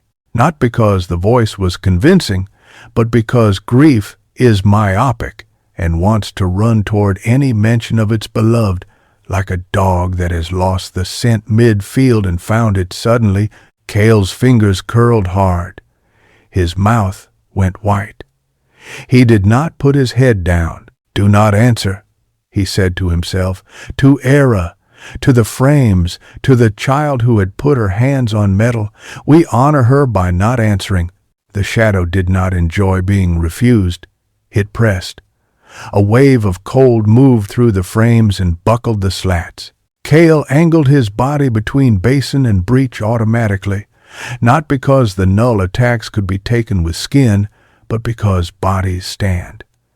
He sang the lowest note he possessed. Eira sang the heaviest. The kitchen crew found a middle, and the room learned the braid. The null receded once, twice, then stopped practicing retreat and attempted something new. It gathered itself into a seam at the far end of the hall, no teeth, but the suggestion of a seam with a mouth and tore. Not a door, a rip. Light fled the edges of the tear like surprised geese. Cold breathed. Kael lifted the tuning weapon and looked at it with regret. "We make doors from walls," he said to it. "We do not shoot rips, but you are what I have." "But wait," Eira said, and placed both hands flat on the bowl and closed her eyes. Lyra had spoken in warning. She had not said how to greet the knock. Eira groped for the place inside where seed memory had settled into daily music, the part of her that could taste the difference between true and close enough. The rip tasted like a fake cough. She laughed, sharp, involuntary, and the sound hit the air like a thrown coin. The shadow flinched. She did it again, not unkind but unfooled. She laughed with the deep, warm contempt of someone who has watched a child pretend to limp to get attention and refuse to be called to cluck in the language of performance. Kael stared at her, as if she had just invited a wolf to table and taught it to use a napkin by looking at it the right way. "Mockery," he said, stunned. "We can teach it shame." "Politeness," Eira corrected, eyes still closed. "It learns the house. It learns us. It can learn what is not done in this room." She opened her eyes and sang, not a lullaby, not a warning, but a welcome that had filigree in it, gold leaf around an unyielding edge. The rip folded on itself like a poorly made pocket, turned inside out. The last of the cold licked toward the bowl and lay down like a chastened dog at the foot of the frame. The kitchen crew began to cry in the way cooks do when the world returns to the temperature at which dough behaves. One of them said, "I'm sorry," to the room, and the room sent a pipe tick that sounded like me too. They worked H3 into noon. The bowl warmed the frames enough to revive algae in the channels, to teach water how to become itself again after an apprenticeship as air. Condensation collected, drops formed. Sarah would have laughed to hear Eira lecture water on manners. The child patted the frame and whispered to it, a complicated nonsense composed entirely of intimacy. The shadow choir tried again twice, and was rebuked twice, then withdrew and sang nonsense to itself in some corner where it could practice injury until it invented a dignity better suited to being invited in. On the walk back, the air felt heavier, as if the city were finally agreeing to hold what had been offered. Hardened met them at the junction of two corridors with a rumor in his eyes that didn't yet know if it was happy. "Bodies," he said simply, and all their faces changed. "North of H9. We put 2 men at the south door when a patrol didn't return, and then found them asleep standing up. When we woke them." He looked at Kael, not as a director to a soldier, but as a man to another man who has seen certain rooms. No marks, warm eyes like they had seen something they had wanted so badly that waking felt like rudeness. "Shadow choir," Kael said, voice quiet and wicked with anger on behalf of the tender sleepers. "What did it promise?" "Enough," Hardened said, and Eira saw the word strike him under the ribs where his favorite words lived. They followed him, quick without running. The north corridor felt dignified and anxious. Men and women leaned against walls, heads tipped as if listening for a train that only memory could hear. At the bend, 2 figures sat slumped. Eira knelt and did the small practicals palm to throat, ear to mouth. Pulse present, breath steady. Hardened had not lied. The men were not harmed. Their faces, slack with peace, made Eira want to speak rudely to heaven. "What did you hear?" she asked the taller, when his eyes fluttered. He struggled to focus and then let the struggle go, seduced by the ease of not locating his own body. "It said my mother's name," he whispered. "Not the one everyone used.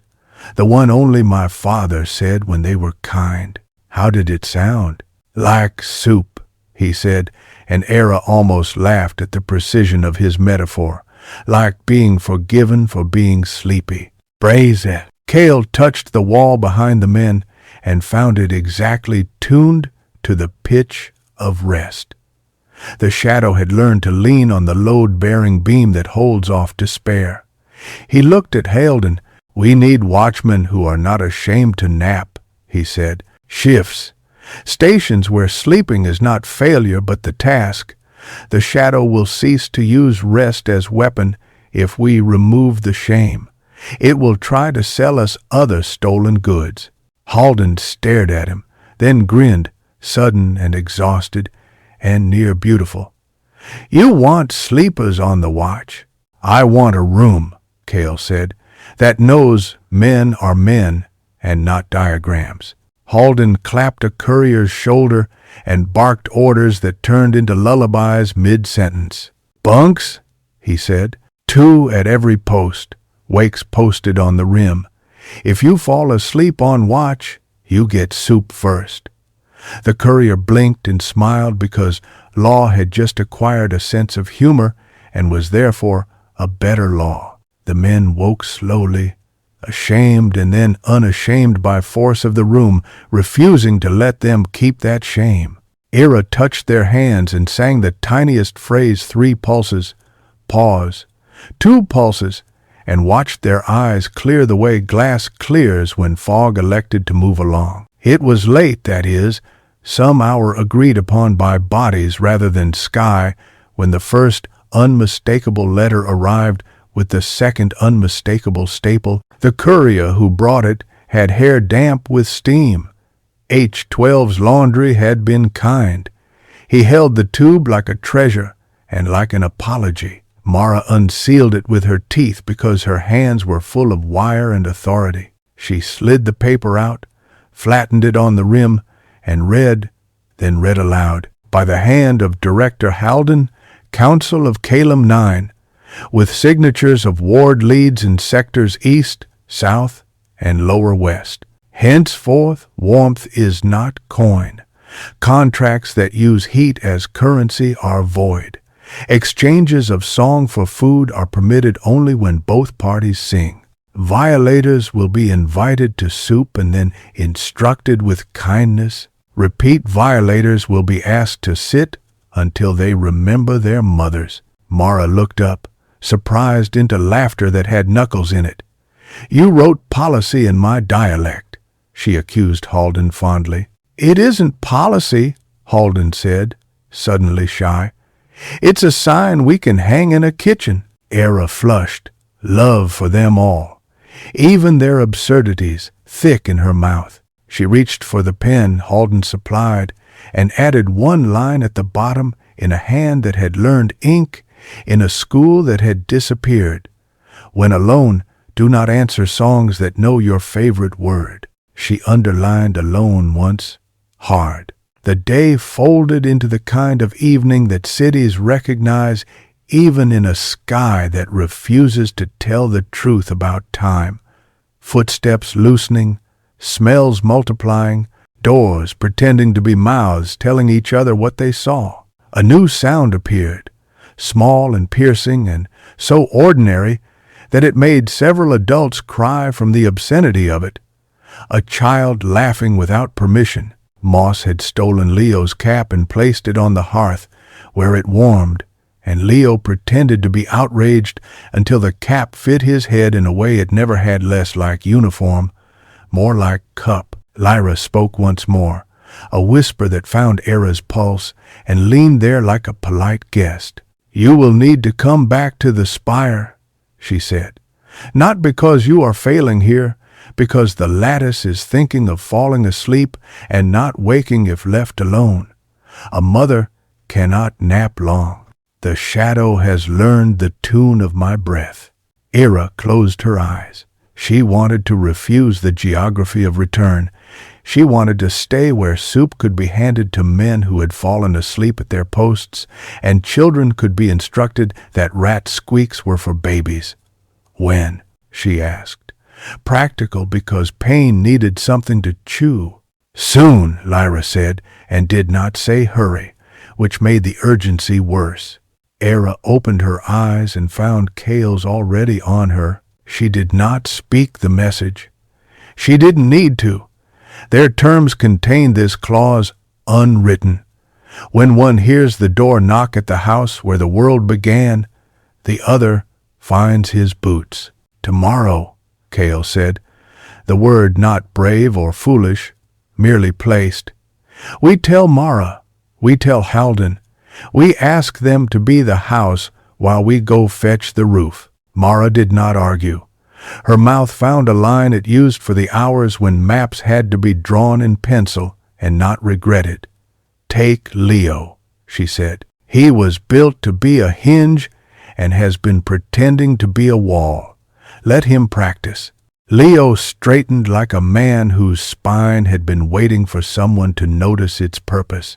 Yes, he said, and then, shyly, I am learning to nap properly.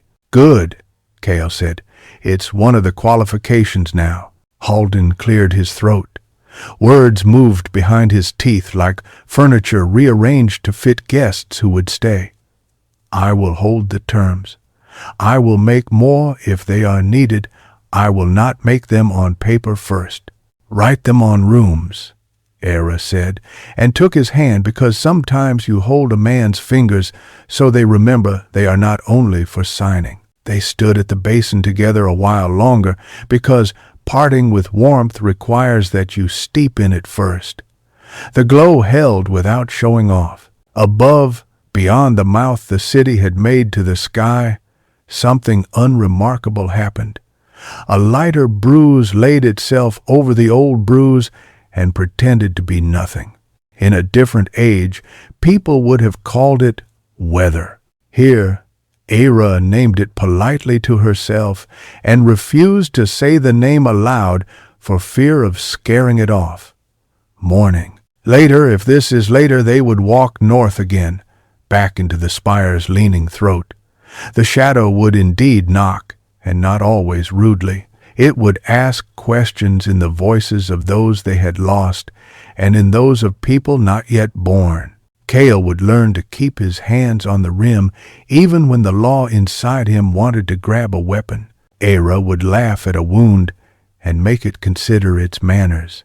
Mara would plant H7 and then H18 and then a hearth in a room that had never belonged to anyone, and it would belong to everyone, and she would weep over wire when the wire finally obeyed. Hardened would write a sign that said, "You may sleep," and hang it over a watch post, and would fight 3 days to keep it there, against a man who believed sleep was a sin. Moss would teach the babies a song that made the shadows sigh and go elsewhere to practice being interesting. For now, they went to their cots or to their posts or to the rim, where a hand can rest and be told by metal that it has not imagined the change. Eira lay down with her boots on because some departures don't permit ceremony. Kael sat against the wall again and leaned his head back and allowed himself the heresy of a nap. The city hummed, not a lullaby, not a battle hymn, but a note held by a choir that had learned the difference between imitation and love. The shadow listened from its corners and thought about being invited. The spire breathed. The sky made no promises. A rumor of mourning practiced its vowels under its breath until it almost believed itself. Chapter 9. The Knock at the Spire. They left in the hour before work, agreed to be day, when everything smelled faintly of clean metal and old fear. Leo walked at point out of zeal rather than rank, the way a man carries a lantern into a room he has just learned deserves one. He had slept properly, gloriously, under a sign that told him he could, and carried the right kind of rest in his shoulders. Kael moved in the middle with the matter-of-factness of gravity. Eira brought up the rear, hand on the wall, listening to Hessian whispers in the pipes as if the city were a cousin murmuring family news as they walked. They passed H12, humming like a pot left on and trusted. They passed a corridor where a courier had pinned up a notice in neat childish block letters, "You may sleep here. Someone will watch." The room had already believed it. Straw pallets sprawled like satisfied cats. Eira touched the sign as they went and felt the metal behind it approve. When they reached the old maintenance shaft to the surface, the elevator cage coughed rust but agreed. Wind met them at the hatch with a hand colder and less cruel than the last time. Even weather seemed to be practicing politeness. The violet sky had thinned by a shade Eira could not name without superstition. She did not try. She breathed into the respirator and felt the soreness at her sternum answer like a healed wound in rain. "Rules," Mara had said, handing Leo a coil of cable and Kael an extra cell for the tuning weapon, and Eira, the kind of silence that counts as permission. "You do not die in pairs. If one falls, both stand until the room decides." "Which room?" Leo had asked. "The one you're in," Mara had said, and then kissed each of them on the forehead with the rudeness that makes blessing bearable. The city above received them again with its choir of ruined instruments. Glass whisper, tower groan, the long bow of wind on steel. They crossed the broken river on the rib-cage bridge as shards sighed and settled under their weight. Kael glanced once over his shoulder not for pursuit, but to mark the direction of return. His body had learned to map by warmth and wanted to thank the habit. Eira felt the spire before she saw it. A presence like a cathedral behind the heart, ancient and outrageously alive. The hum carried a hitch she hadn't heard on their last climb breath, caught between cough and prayer. "She's tired," Eira said to the wind. The wind, uncowed, carried the message up. At the breach in the spire's base, the air smelled of the inside of a lightning strike and of something that never had a name because it was too obvious to need one. Mother. Leo stood a moment as men do when they are about to enter a room that will not let them leave as the same person. Then he squared his shoulders because people with decent spines are not in short supply. They have just been being used for the wrong architecture. Inside, the light was a weather pattern. It curled in slow currents, pulling radiance through cracks like silk through a ring. Symbols reassembled themselves along the walls in patient kaleidoscope. The conduit cradle throbbed faintly like a throat thinking, "Child," Lyra said, not into Eira's ear this time, not from the bowl, but from the habit of saying child itself. "You came in time to be late." Eira set a hand on the cold rail and closed her eyes, a gesture that had become her permission slip to act. "Tell me where it hurts." "Where consent was once easy and now requires decision," Lyra replied, with the nakedness of a scientist describing her own pulse. "The lattice has learned to lean on love and found it a soft thing to lean on. The shadow has learned that softness is a door." Kael stepped to the cradle. Leo, without being told, positioned himself at the breach with his back to the light, face to the corridor, weapon holstered, but hand on the wall, as if to greet anything that tried impoliteness with a firm handshake. "What do we do?" Kael asked, voice low. "Bind," Lyra said. "You have been singing hearths to rooms. Now sing the room of me to theirs. Make a choir through which the knock must pass so many throats it becomes a question rather than a force." "A network," Leo said softly. "We do that with wire." "We do it with people," Eira said, and placed her palm flat on the rim of the cradle. The metal drew her heat greedily, then matched it, like hands learning the exact amount of pressure needed to be comfort and not control. She felt H9 answer not with sound, but with the recognition of her touch. H12 a second later, cheerful as pots. H14 chimed in. "Brave little bowl." The chord built. The spire's pitch slid toward their key, the way a seasoned alto leans into a choir already singing. Outside, the wind fell oddly still. It was not silence. It was attendance. The shadow knocked. It did not pound. It rapped lightly, a polite guest wearing a good coat, standing on the porch. It said, "Lyra," in Eira's voice, and Eira in Lyra's. It said Kael as an apology, and Leo with a small laugh as if sharing a joke he had told on himself last night while trying to sing a scale. It said, "May I come in?" and made the word "may" so perfect that for a terrifying second Eira could not tell if breath were consent or merely oxygen. She laughed at it, not cruelly, not a taunt. The kind of laugh a grown woman gives a charming boy who has learned to flirt his way to other people's dinners and needs to be loved more and indulged less. The laugh struck the light and made it behave like glass, showing its thickness. The knock faltered. Kael laid his hand beside hers. He sang the floor.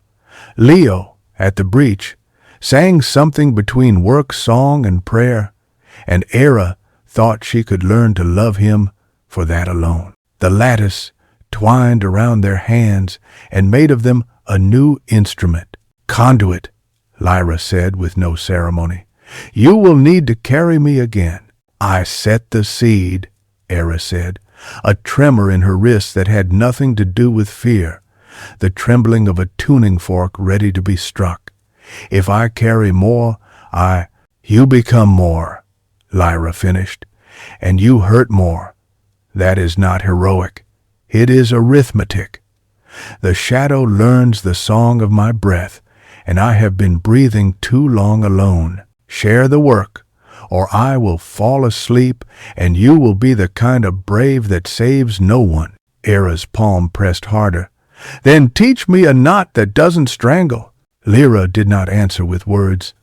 The light braided 3 threads, spire H9, Eira looped and lay, looped and lay.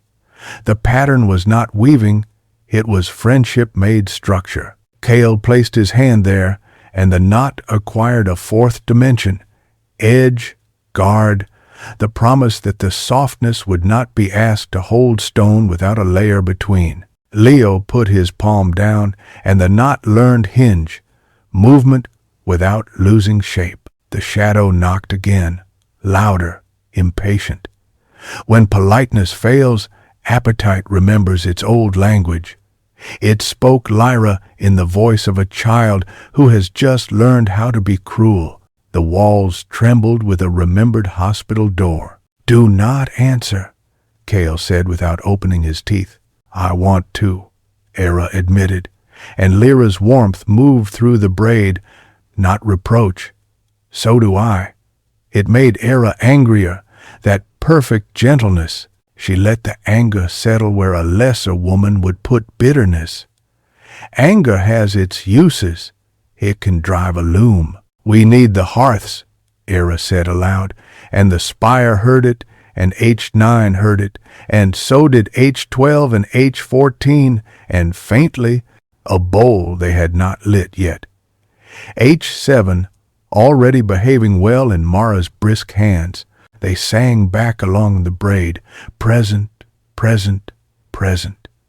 The knot thickened. Eira bent to it, bent her body, bent her will, and asked the city to carry load. H9 sent its slow bell through the lattice. H12 filled it with the taste of water that has just decided to be soup. H14 embroidered a domestic joy around the edges. H3 greenhouse now, against the odds, added the plink of condensation that thinks itself rain. Eira felt the shape of what they had made like a well-made bed. Corners tucked, quilts heavy, the exact amount of weight required to keep night from wandering. The shadow tried the window of rest again, the stair seam, the vent just above the cradle. Leo pivoted, and this time he did not sing first. He slept standing on purpose. The room accepted his obedience to the new law. The shadow threw itself against a door that had learned to be open and therefore could not be used as wall. It overreached and slid. "Good," Kael murmured. "Teach it our manners." The spire groaned, not elegantly, not like music, the sound of a beam carrying more than its share. Lyra's voice thinned, not weaker, but focused. "Now," she said, and Eira understood what she was being asked to do. Open, not a seam to be torn, not a door to be held, but a window into herself. She closed her eyes and imagined, ruthlessly, the act of becoming porous. Light entered through her sternum and arranged itself in her ribs like a second scaffolding. Pain arrived honest, useful. The ache of sinew asked to hold a friend for longer than planned. She did not grit her teeth. She breathed so that Kael could hear it and keep time. The braid took weight. The spire eased a hair. Lyra did not sigh. If she had, Eira might have fallen apart from love. The shadow did not give up. It is not a creature with pride. Learning does not offend it. It asked a new question, a better one. "What if I say please?" It said it beautifully, using the exact vowel Eira had used to coax water through a pipe at H3, the vowel she had found in her throat when she told Moss he could be marvelous later. It took the word please and made it a shiv. "Not so good," Leo said under his breath, as if scolding a child who has learned to lie fluently. He did not try to scowl the shadow into behaving. He told a story instead, a simple one, told to the rail under his palm. "I used to believe rules could keep people from starving," he said. "I was almost right, but work and enough and sleep and soup did better when I let rooms help." He set the syllables down as one puts bowls on a table. Eira felt the spire listen, grinning against her will. The shadow paused, uncertain what to do with a story that fed no appetite. Lyra used the pause. "Bind," she said again, and the knot cinched, not choke. Closure. The braid ran from spire to hearths, to Eira, to Kael, to Leo and back. A circuit space could not compel to break. This was not electricity. It was neighborliness promoted to physics. For a half-breath, the spire was still. Then the shadow struck, not at the breach, not at the vent, at the light itself. It learned the lattice's taste and attempted to eat that. The room flashed gold to white, not brighter, but barer. The lines of the pattern showed, and the places where generosity had rounded corners became knives pointed at the heart of the design. Kael did the thing his old training had ingrained, and the new work had made holier. He aimed space. Not with weapon, though the weapon hummed, faithful, but with his body. He stepped into the angles and blunted them with presence. A man can be a rounding tool if he has learned not to prefer his own sharpness. Lio moved with him, one half beat late, and then gloriously right on time. Hinge to blade, Eira felt panic arrive and set it down like a too-hot bowl. Panic is heat wasted. She sang not louder but truer, and in her voice was the taste of H14's dented rim, of H3's first drip, of H12's warm laundry, of H9's breath on the oculus. She told the shadow that the house had already decided to live. She did not ask its permission. The shadow shrank, not vanquished, corrected. It lingered in the high corners where even cities with good knees cannot dust. Later, it said with the awful patience of hunger that has seen many harvests. It did not slam the door. It left like fog. Eira sagged. Kael's hand found her elbow without the gallantry of rescue, with the intimacy of colleagueship. Leo exhaled, then remembered to inhale. The spire came back into itself like a soldier resuming parade rest after being told to stand at ease. "Child," Lyra said, and in the word was pride that did not claim. "You have taken load. Bring it home. Do not try to be a house alone. Houses that make themselves from a single body topple. We learned that once when we thought sons could be kept in cages." "I feel you," Eira whispered, "all the way to my wrists." "Good. Let the hearths carry some. The braid wants to be a street. Streets carry carts better than cradles." Kael looked at the cradle, at the light, at the shadow lingering in decorative moldings like a bad taste. "What else?" he asked, the way a responsible man asks the doctor to go on after bad news has been named. "Teach it more words," Lyra said, and Eira laughed because, of course, they would have to expand the vocabulary so imitation could not keep up. "Teach it boredom. Teach it chores. Teach it the satisfaction of carrying water that is not yours for someone you do not love yet, and what that does to a body." Leo made a noise halfway between a sob and a bark of hilarity. "You want us to civilize hunger." "No," Lyra said. "I want you to stop making a god of it. Gods are greedy mirrors.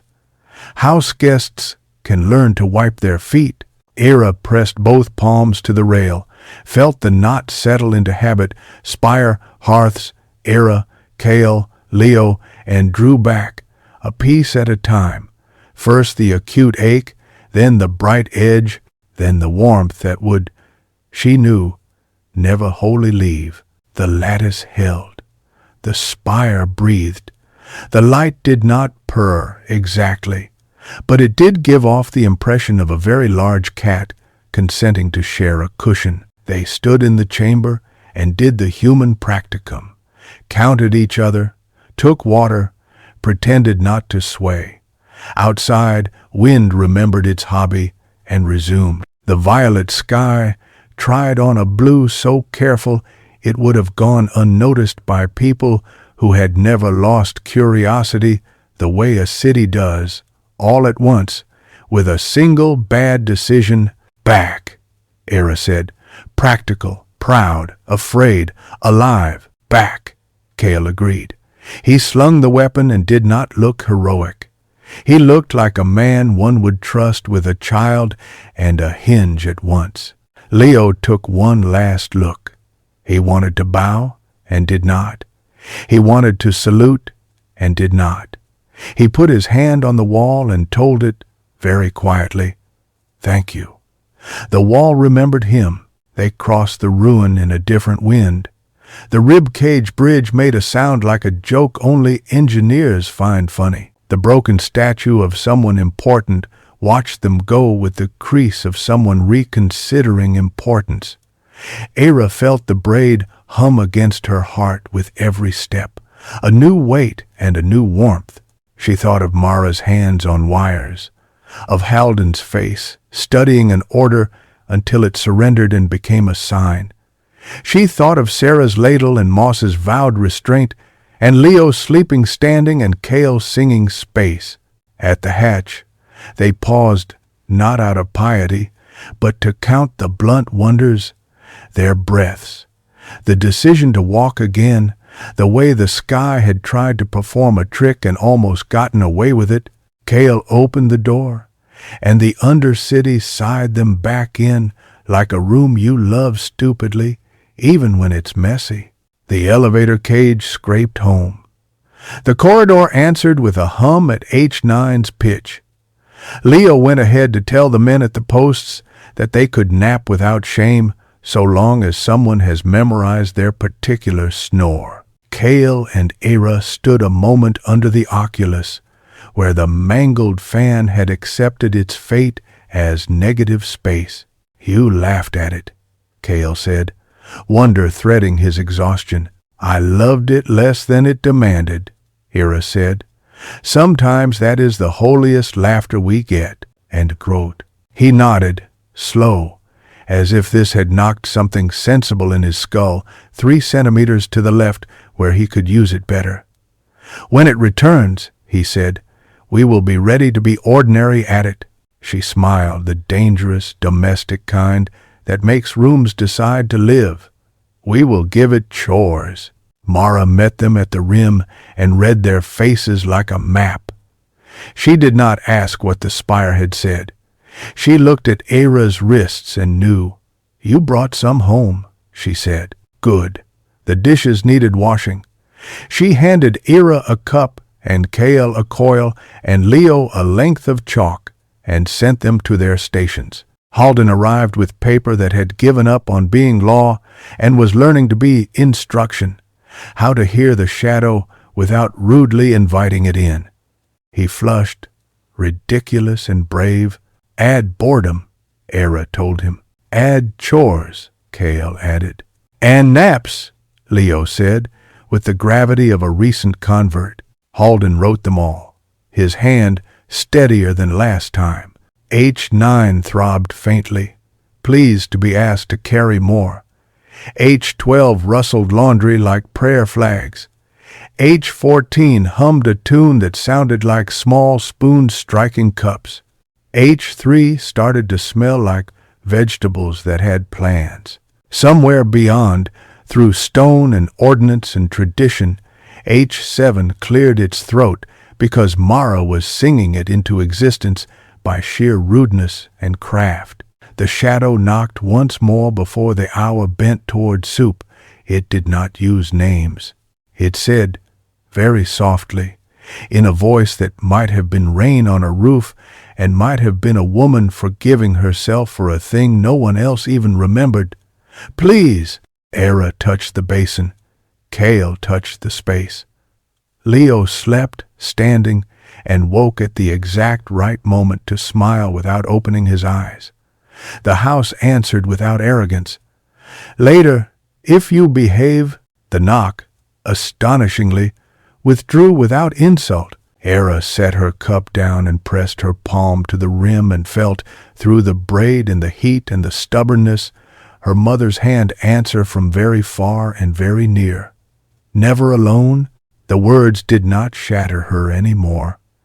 They scaffolded her. She stood a little straighter under them, like a roof under its own good weight. Tomorrow? Kael said, because the world always offers another one when you least deserve it. Tomorrow, Eira said.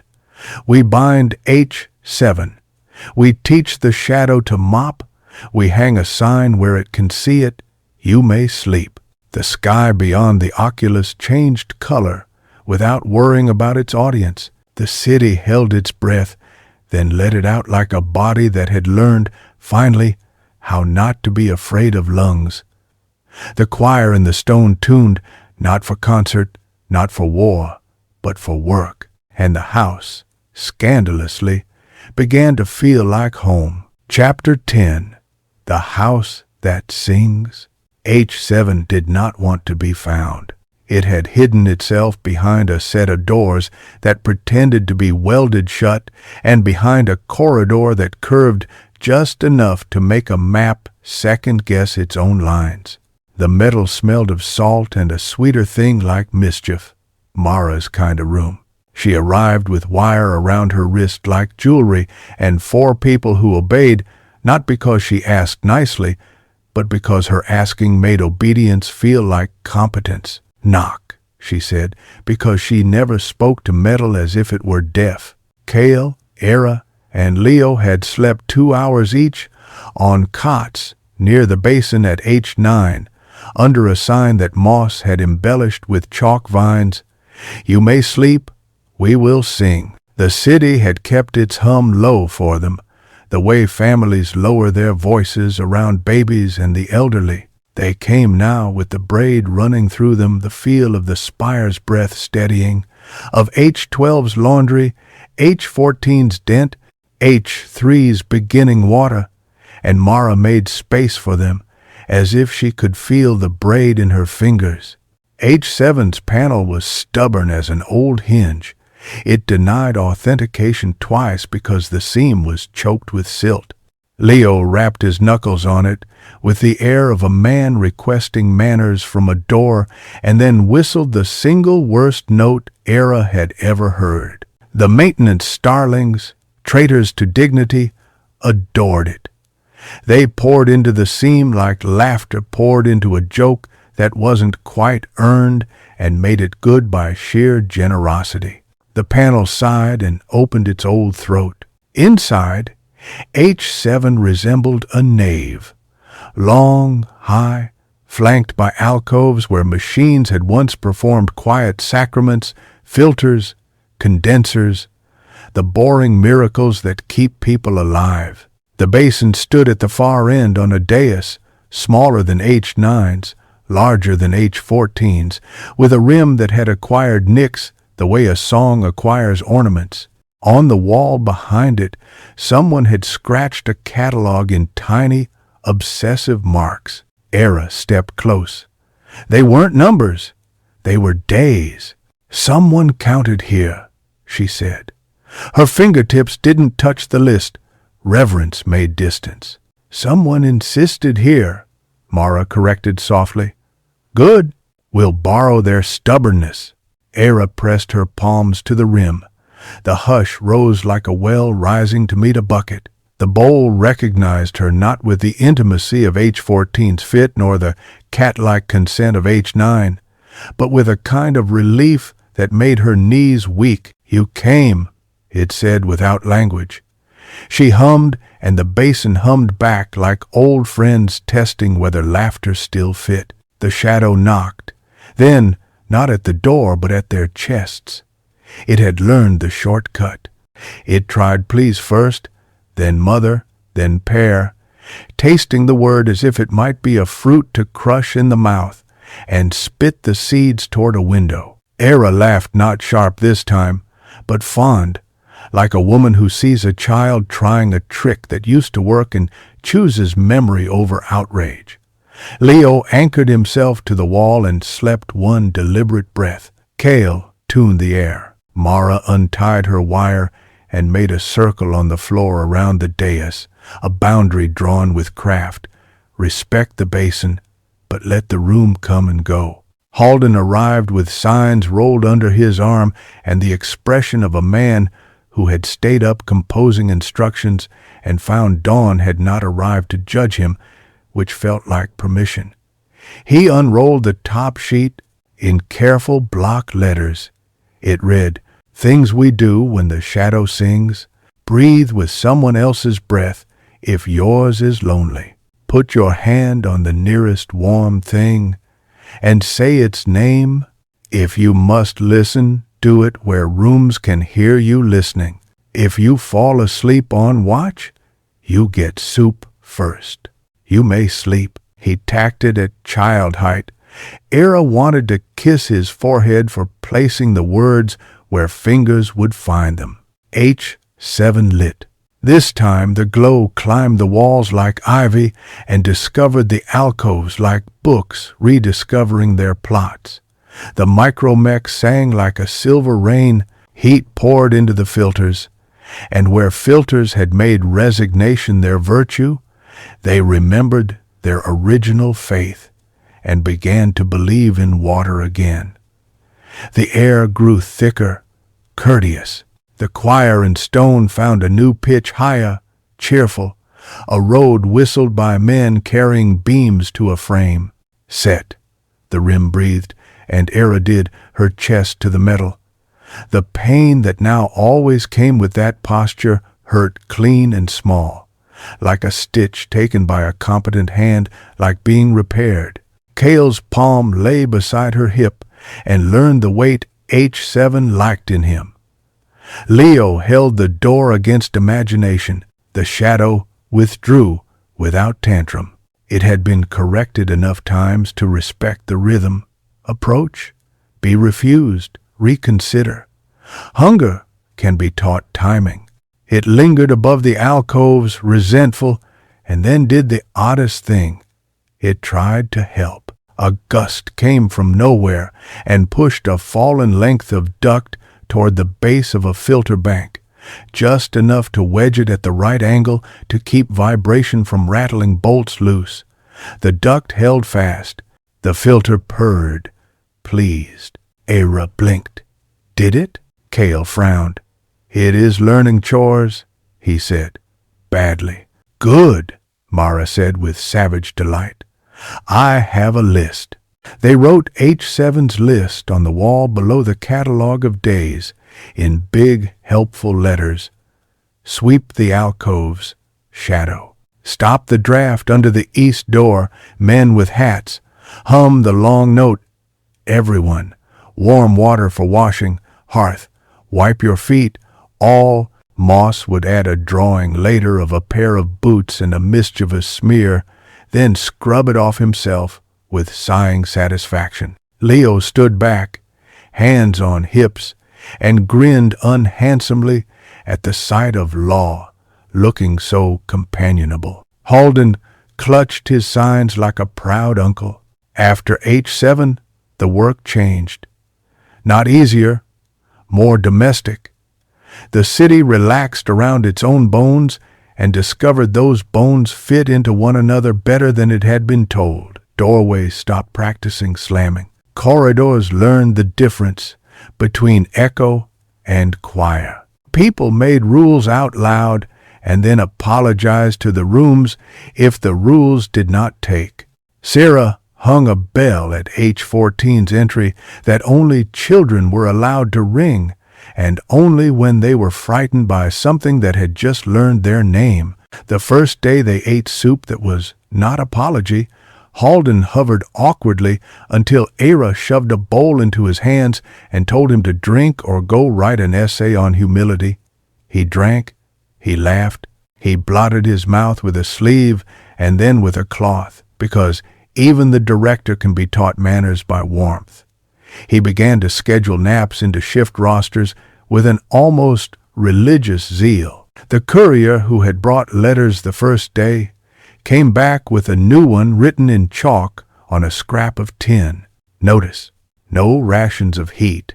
Singers, line up by height, not favor. If the shadow calls your name, Call it neighbor back until it remembers its manners. If you are tired, sit. If you are hungry, eat. If you are lonely, find a room. People laughed and then cried because laughter sounded casual in a way no one had expected ever again. There were still scares. A group of men with brass hopes for owning warmth tried to levy song tax at age 12. Mara broke their ledger in half with a wire twist and handed them bowls. A woman decided she would live forever under the oculus and made a bed there.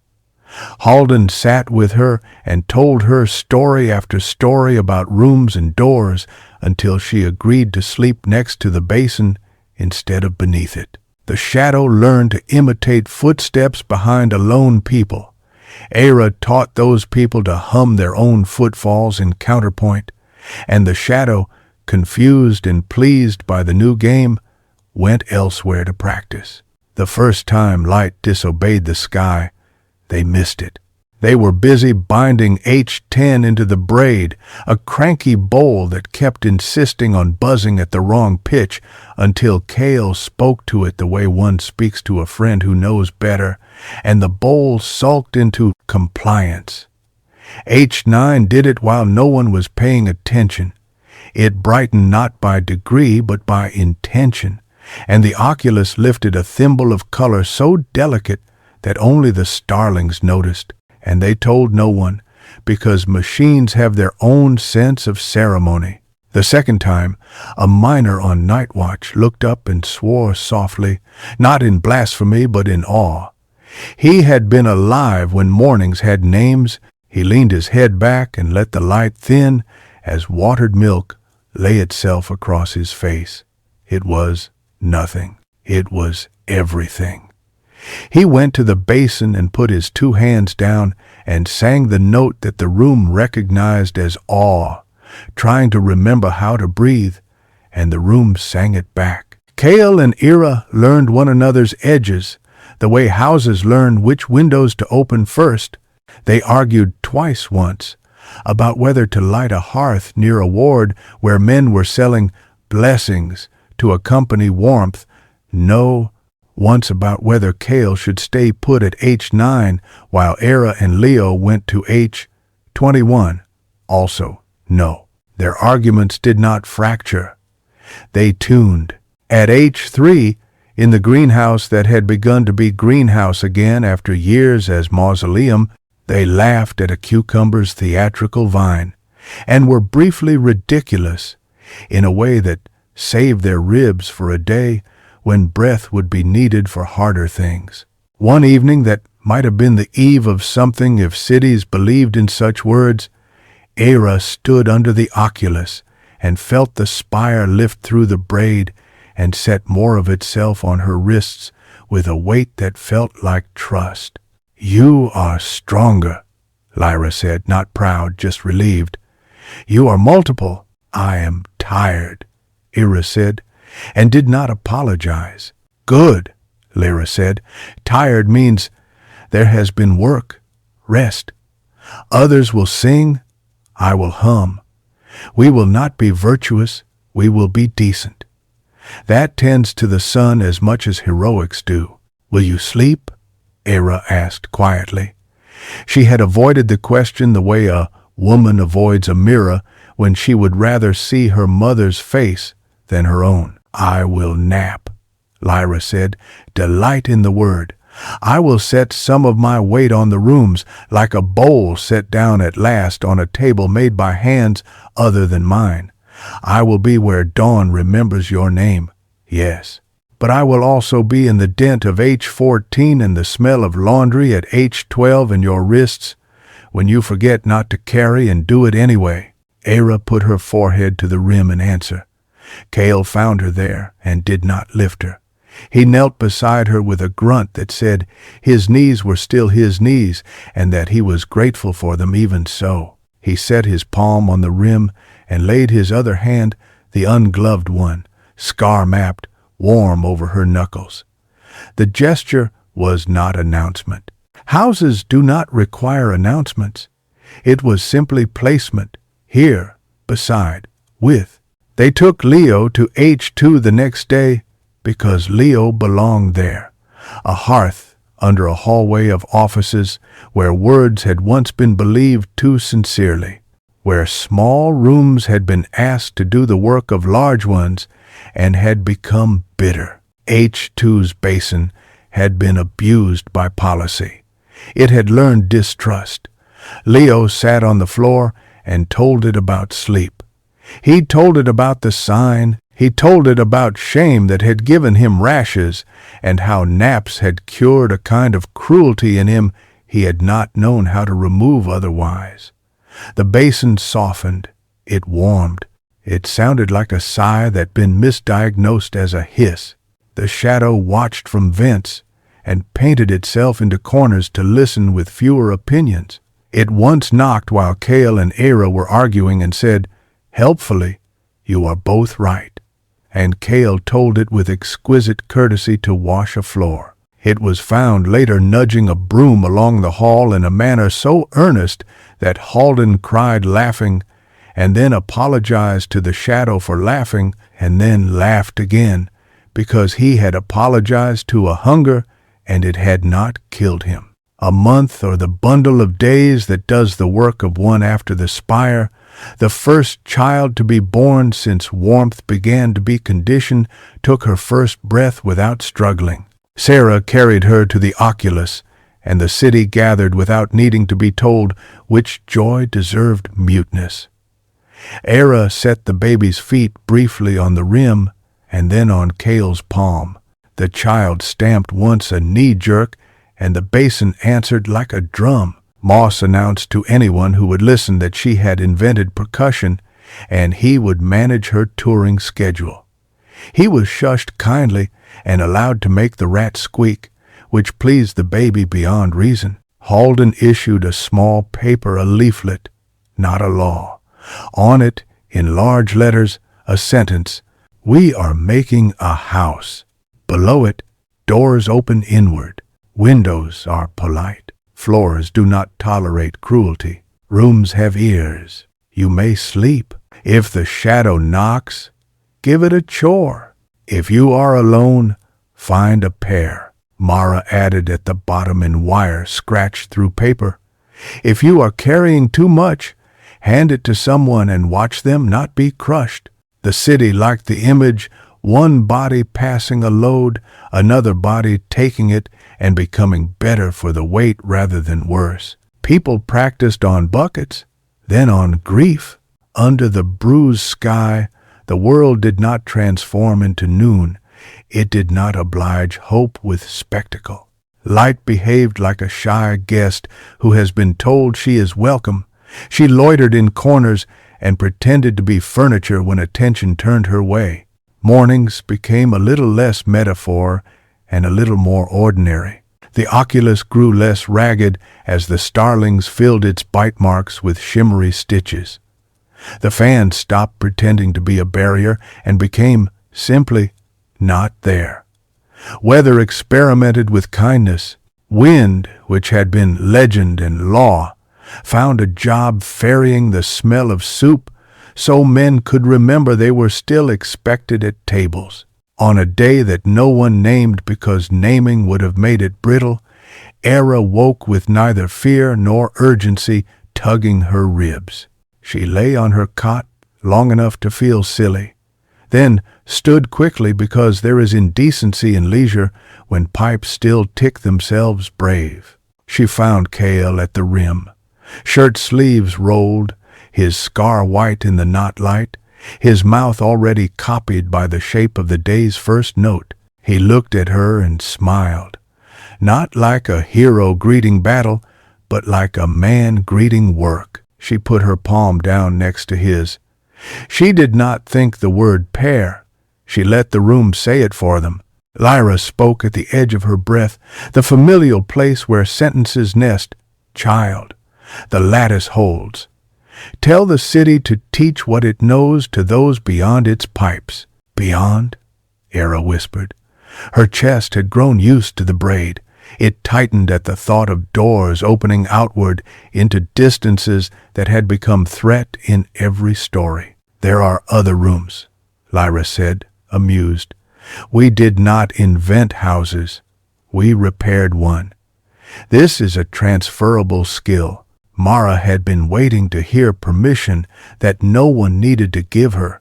She sharpened her wire into a compass, licked her thumb, and drew a wider map on the concrete wall. Corridors past the old transit hub, tunnels under the market ruins, a passage with teeth that had once been a turnstile. Hardened fetched a box of chalks and let Moss sort them by a system no one else could follow, and that worked absolutely. People came with questions that were not objections but desires wearing armor. What if we light a hearth where my sister lives? What if the shadow follows us? What if the world does not want our songs? Mara answered with sentences that functioned like wrenches. Eira answered with a hand on her rim. Kael answered by standing where the map needed a body in it for the drawing to begin to look like truth. They formed pairs. They swore not oaths, but terms. We do not own hearths. We travel in pairs. We make room. We teach boredom to hunger. We laugh politely at pleas. We write rules on rooms. We come home. The words moved through mouths to walls to pipes until the city carried them like the taste of a story told in kitchens. They went. Not far at first. H22. Past the market, the bowl cracked and mended with something like resin that smelled faintly of pine. Leo cried because the smell was his grandmother's cupboard and then apologized to no one for tears. Eira mocked the shadow's attempt to speak in pine and then thanked it for nudging a board across an offending draft. H5 inches the north deep, bruised, requiring 3 pairs and 1 nap troop to hold, while its crankiness learned a decent hexameter. H0. If such a designation could be justified, Mara's joke out under the old tramway, a hearth no one had been certain existed. A rumor of a rumor. They found instead a room willing to become one, given a bowl and bad singing. The spire leaned and did not fall. Lyra hummed less and listened more. The braid thickened until Eira sometimes laughed aloud for the joy of being multiple. Kael learned to read crowds by the way heat moved between shoulders, and when a line started to behave like a fuse, he would sing the little stupid note that made people grin at themselves and step aside. Hardened wrote fewer paper notices and more chalk ones, and asked children to help him keep them readable.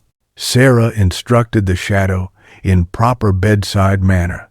It snuck in to turn quilts just before bedtime because it discovered it could, and because being thanked by a matron is a nourishment even hungers do not disdain. A bad day came, as they do, when a door stuck and a null pressed and a tune went wrong, and a man with good intentions tried to steal a bowl because he could not figure out how to own a song. Mara broke 3 wires and 1 heart in the space of an hour, and then mended all 4. Eira sat on the floor and cried with a girl who had wanted the hearth to be her pet. Kael punched a wall and apologized to the wall, and the wall, proud of its new status as witness, forgave him. Hardened wrote a sign in big letters that read, "We make mistakes here, and under it, smaller, we sing again." And then an evening arrived when the sky took off its bruise and set it carefully on a shelf. They did not believe it at first. People looked up and then looked away out of politeness, as if not to embarrass a guest trying something bold. The oculus lifted its color as gently as someone lifting a sleeping child from a chair. Air, not wind exactly, moved through the hangar, like a breath that had been waiting for permission. The light was not gold. It was not white. It was the color of a story being told for the second time, better, because the teller had learned where to pause. Eira stood with her hand on the rim and felt a thing the body almost cannot bear, the spire give her mother's weight back a fraction more. "Nap," Lyra said, and there was laughter in it that belonged to no laboratory, no council, no worship, just a kitchen, a chair with a dent, a woman who admitted she had done enough for the hour and would let younger hands fix supper. Kael stepped beside Eira and did not ask if she saw. He would have believed her if she said she did not. He would have believed her if she said she did. He set his palm next to hers, not for permission, not for spectacle, but because hands belong where houses sing. Leo, ridiculous and dear, fell asleep standing up, smiling, and people passing did not shush him. They put bowls in his reach and the sign, "You may sleep," over his shoulder like a banner. Mara, wire queen, sat down for the first time in anyone's memory and let a cat of a shadow that had learned to be less greedy curl at her ankle. She scratched its head out of sheer refusal to be noble. Hardened took a piece of chalk and wrote at the edge of the basin, where only foolish people write and the room forgives them, "We are making a house that teaches the sun its manners." Moss read it aloud and added in a different color, "and rats." The room, tolerant, allowed the edit. The light, call it, if you dare. Morning reached down through the oculus and touched Eira's face without asking who she was.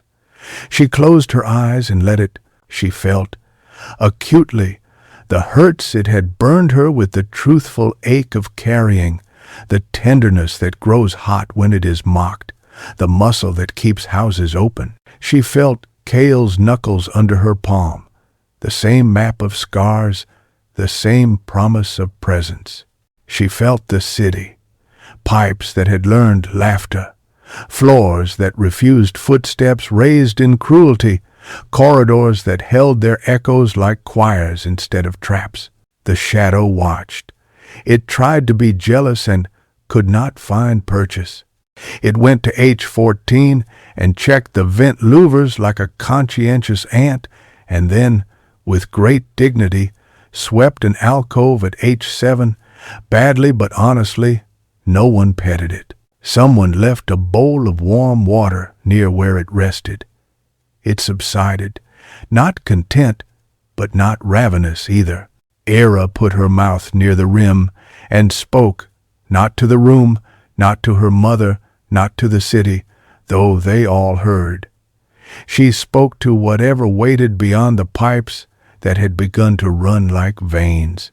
"We are making a house," she said. "It sings. You may enter if you sing with us. If not, wait on the step. We will bring you soup." Kael's hand tightened. He did not say pear. He put his body where the word meant to be. Leo snored decorously. Mara opened her eyes to wire she hadn't wound and decided to ignore it for one blessed hour. Hardened wrote the last word for the day. Enough. Then, after a thought, for now. The sky did not break into applause. It softened. The room kept its hum. Pipes ticked. Somewhere, a child taught another child a note to scare away imitation. Sarah's bell rang once, no fear, just delight. The spire leaned and felt supported. Lyra slept, if sleep is consent delivered to a house you trust, and the house sang, not as a choir seeking to be sublime, as a city seeking to remember itself. The song ran down halls, across thresholds, up stairwells where chalk had made staffs and children had written their names beside notes. It learned new verses in kitchens, and the refrain in the orphan ward, where a boy finally allowed himself to be marvelous and squeaked like a rat to make a baby laugh. It was hummed by men at posts permitted to nap. It was written on paper, and then smudged into rooms where paper would have been an insult. It was ordinary. It was holy because it was ordinary. Eira kept her palm on the rim until her hand hurt. then longer. Kael stayed beside her because that was how walls rest, next to doors. Leo woke and did not apologize. Mara rose and picked up her wire as if it weighed nothing at all. Halden rolled up his signs and, for the first time in a long life of papers, felt light enough to float. The city breathed. The shadow, in a corner, practiced a broomstroke, got it right, and, to its own surprise, felt a small pleasure that did not require swallowing anything. When the light faded as it would, as it must, it did so amicably, like a guest who knows where the coats hang. The sky kept its shy blue in a tiny seam along the edge of the oculus, a thread to tug tomorrow. People turned to stoves and basins and doors, to dinner and singing and rest. Dawn did not arrive in a rush or a trumpet. It put its head on the table and listened. It learned. The house went on singing, and the world, scandalously, learned the chorus.